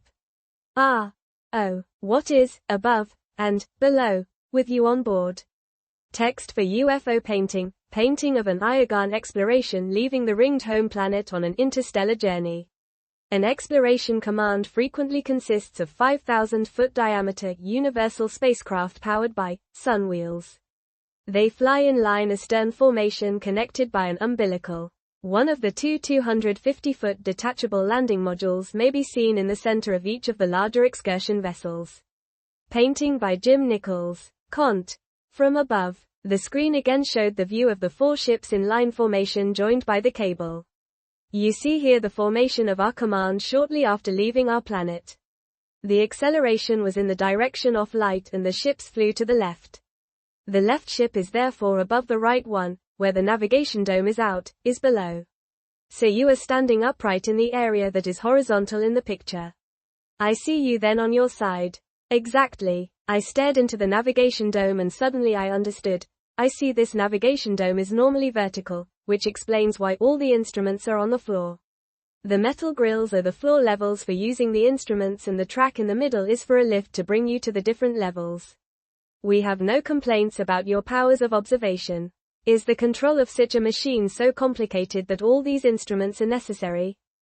The control of the ship does not require all these instruments. They are for other purposes. To explain it we must begin at the beginning.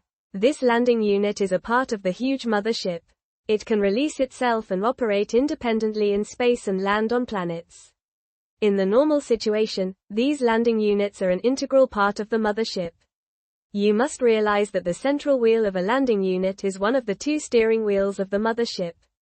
We will show you a landing unit in action and then you will understand better. The view changed. Right in front of me was a huge discus. I saw only the upper surface, pockmarked with burns and melted stone masses. Then, slowly, out of this monster, rose a tiny black pole that I recognized as the black pole approximately 5 feet in diameter. Then appeared the shining rim of the navigation dome. Immediately after, a small discus rose out of the middle of the spaceship as though it was forcefully pushed away. The thing accelerated and disappeared as a speck of light in the background of stars. It was an asymmetrical discus of much smaller dimensions. Its upper surface matched the curve of the mothership perfectly, but the underside was more rounded and it had a conical rim. Also on the underside was a further thickening in the form of a flat dome. The mothership was left with a deep bowl in the middle, in which the landing unit fitted. Is the landing unit's navigation dome as big as this? Yes. Good heavens, then the unit must be at least 250 feet in diameter. That is nearly correct. Inconceivable. Exactly. The technical know-how that goes into the building of a universal spacecraft is beyond the conception of Earthmen. This navigation dome is the nerve center of the spaceship. Imagine what is involved in navigation and communication, what is needed only in instruments, data records and calculating machines. Each navigation dome can carry out all the control functions of the entire fleet, including climate control, food production, entertainment and the study program for the children. All in all, too much to mention, but we can assure you that the number of instruments is kept to an absolute minimum. Exactly. The technical know-how that goes into the building of a universal spacecraft is beyond the conception of Earthmen. This navigation dome is the nerve center of the spaceship. Imagine what is involved in navigation and communication, what is needed only in instruments, data records and calculating machines. Each navigation dome can carry out all the control functions of the entire fleet, including climate control, food production, entertainment and the study program for the children. All in all, too much to mention, but we can assure you that the number of instruments is kept to an absolute minimum. What did you say? Study programs for the children? Do you have children on board? Yes. We are not just an expedition. We live on board with our wives and children, sometimes for 20 years or more. Space is our home. For people seeking contemplation as the greatest happiness, the warm intimate contact is a life experience and a mental enrichment that we would not miss for anything. You could compare us to your monks. We wish to live and die among the stars. Yes, you must be rather like monks if you lead your lives in a steel box. You have no idea of the comfort on board our ships, but we will leave it at that. How long can you keep the sunwheel constantly in motion? Long time, even up to 20 years, then we must refuel. So you must make sure that you are back on your own planet within that time. No. Our fuel is water. The oxygen is used for ourselves and the hydrogen is our source of energy. Many solar systems have a wet planet and this is usually the goal of our journey, so finding water is no problem. Our landing units are fitted out for the efforts to publish. Transportation of water. This is how they are able to remain underwater like your submarines. So you only take water on board? That is so. Then what do you eat over all the years? This is one of the main problems involved with the construction of universal spaceships. The technique is only half the problem. The other half is making a livable environment on board with a 100% recycling system. It is difficult to keep intelligent beings alive under space conditions. We can give you no more information about our spacecraft. This was more than enough and we have reached the end of our talk. If you wish to ask anything special, this is your last chance. You surely cannot leave without giving me instructions as to how I am to publish this conversation. Do not expect us to give you instructions, you are free to do as you will, our work is done. The knowledge has been planted, and even if you should decide to do nothing, it has also been planted in the collective consciousness of man, of which you have the knowledge. Millions of the departed have listened with you, they know as well as you do. I don't understand. On the one hand you impress upon me the importance of this information to humanity at the end of time, and on the other hand you tell me that I am free to publish or not. I can't make head or tail of this. The first law of interplanetary contacts is that the free will of a cosmic race may never be infringed. Pure knowledge does not infringe the freedom unless we are dealing with a race that has not yet made its choice, as we are here. Let us begin with the first observation. Knowledge does not infringe freedom. This means that we are permitted to plant knowledge, and nothing more than that. We may never exert any kind of pressure to make you do anything with this knowledge. This is why we tell you that the knowledge is planted in the collective consciousness of man, sooner or later it must come to the surface. You have no obligations at all, you are free. The second observation causes greater problems. Knowledge can influence the freedom of choice of an ignorant race, as we have already explained, and certainly when this knowledge is presented with authority, or by one means or the other, it can be made indisputable. This is why you must never try to prove our existence, and the proof of the existence of God may only be used when all other efforts to publish have failed. You can rest assured that I would hate myself if I did not publish this knowledge. I assume that you could still give me some advice when I am ready to publish? When it is obvious that you have chosen of your own free will, we will be prepared to give you a few hints. The first thing you must do is to control the impact of your publication to prevent hysteria and fanaticism. You can only accomplish this by being mysterious about the source of your information. We know that you have made photos of our navigation dome and you must destroy them. The block of metal which we offered you at the beginning of our conversation cannot be given anymore. If, however, you do manage to find some proof of our existence, things will get out of hand and you will be destroyed by the hysteria of mankind. Write your book in clear science fiction style and bring in certain, so that it cannot be used as irrefutable logic. You must leave people free to believe or not, as they choose. If anyone should ask you if it really happened, you must deny it and say that it is pure imagination. The people for whom the book is destined will say, I am not interested whether it really happened or not, for me, it is true. It has changed my insight and now I live consciously. I know the meaning behind life. Honesty is dangerous for you and no measure in interplanetary contacts. Therefore, you must not publish all the information in one shot, but step by step and measure the results. Never strive to be believed. Your duty is only to publish this information and nothing more. Let the books lead their own lives and avoid publicity stunts. They will then pass from hand to hand and reach the people for whom they are intended. Ensure that they are published in a sufficient number of languages and use the income from the book to this end. Make sure that it is available at the end time when people will begin to ask for it. Never try to convince people of the truth in the book if they are not ripe for it, or if they are unable to understand it. Never bring pressure to bear on your surroundings, for that will only create panic and hysteria. Remain modest. Answer questions only from people who have for the most part understood the book and accepted it. Never say anything in conflict with the Christ insight such as it appears in the Bible. His authority is unassailable in the whole universe. He is the only way, the only truth and the life.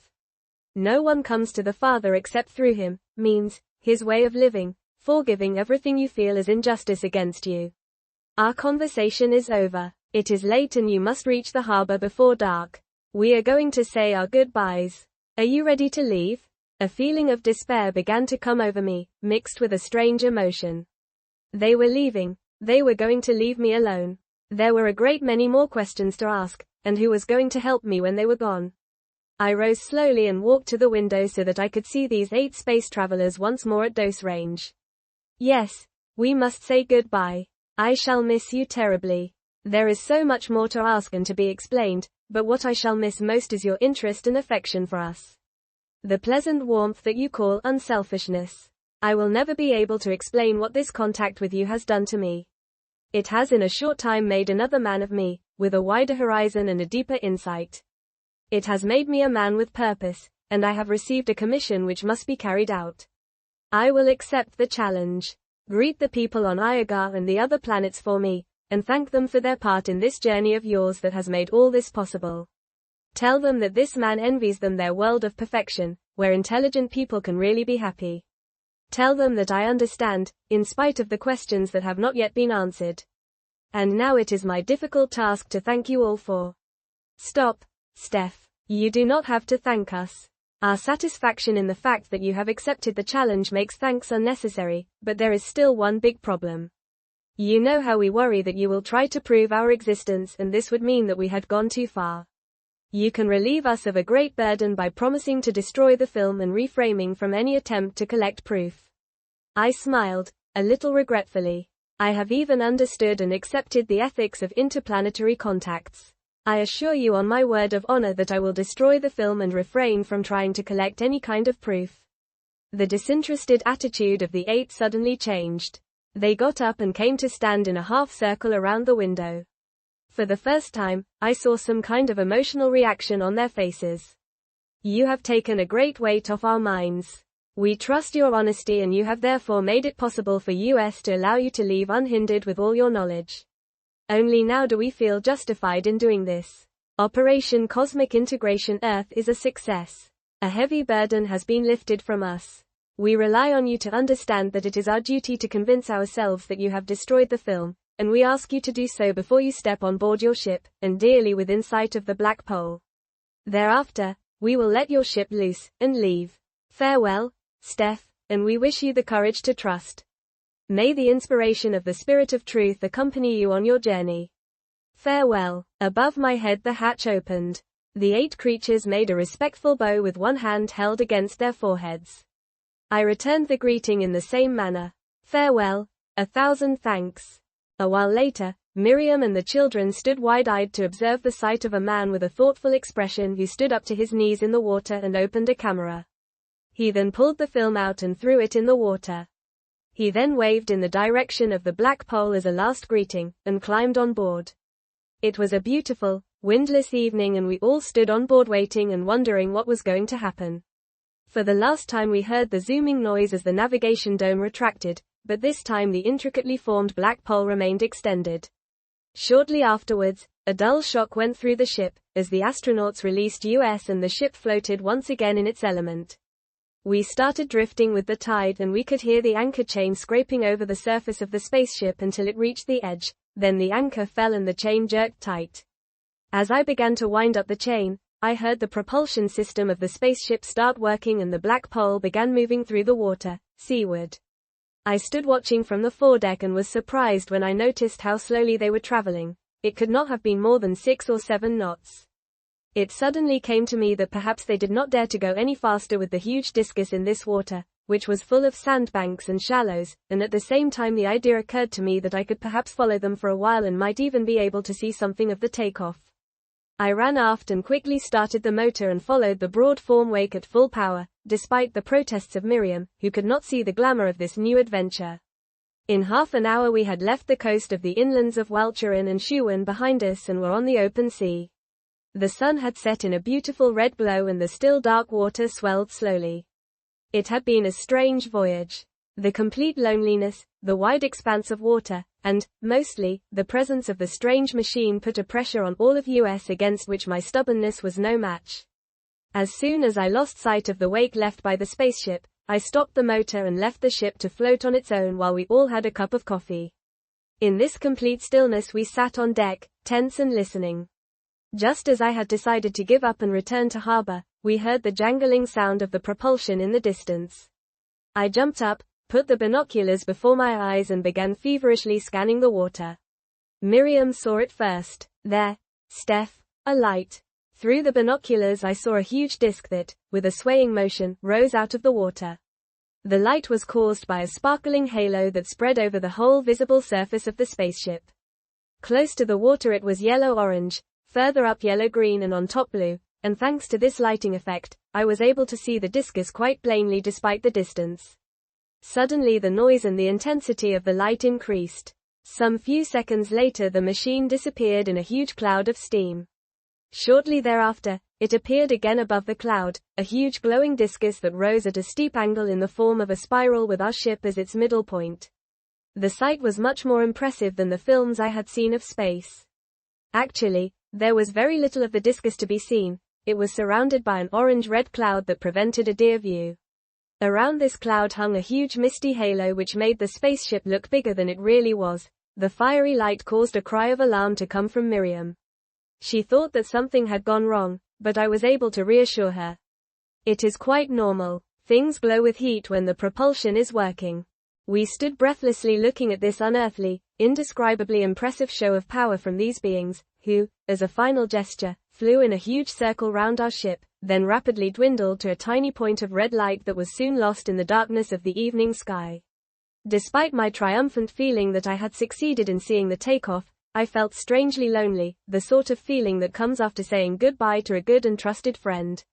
Miriam seemed to share something of my feelings, for she came and stood beside me and put her arm through mine. Before she could say anything, we again heard the screaming whine of the propulsion, and to our surprise another discus rose out of the water in the same place. We witnessed the same display of sparks and the steam cloud, only this time it did not fly in a spiral, but went straight up like a rocket. Good heavens, whispered Miriam, another one of those monsters. How many of them are there? Please, let's go. If another one goes off, I shall scream. I did not answer. I stood as if in a trance, staring at the point of light until it had disappeared into the night. For some minutes we stood still on the swaying deck, hoping or fearing that perhaps a third would take off, but nothing more happened. Suddenly Miriam gave a cry. There, Steph, there they go. High in the dark sky, a speck of light had appeared. The first of the machines had broken free of the Earth's shadow and flew in the light of the sinking sun. Through the binoculars I saw a misty object that gave off an orange glow and was surrounded by a misty halo. This was followed shortly by the second one. Quite suddenly the halos vanished, and they were seemingly free of the atmosphere and proceeded as two cigar-shaped objects that were slowly swallowed up in the endlessness of space. Miriam lay her head on my shoulder. So, have you finished? I sighed and put my arm around her. No, dear, and I pointed to the place where they had vanished. They are finished, but for us it has just begun. Publisher's note. The exact date and time of this first contact event are in fact known, as well as other evidential support. There are other witnesses and there is material evidence supporting this story, but in keeping with the contactee's solemn promise never to try to prove the reality of the story or the actual existence of the Iargans, for very good reason, we have chosen not to reveal it. Wendell C. Stevens.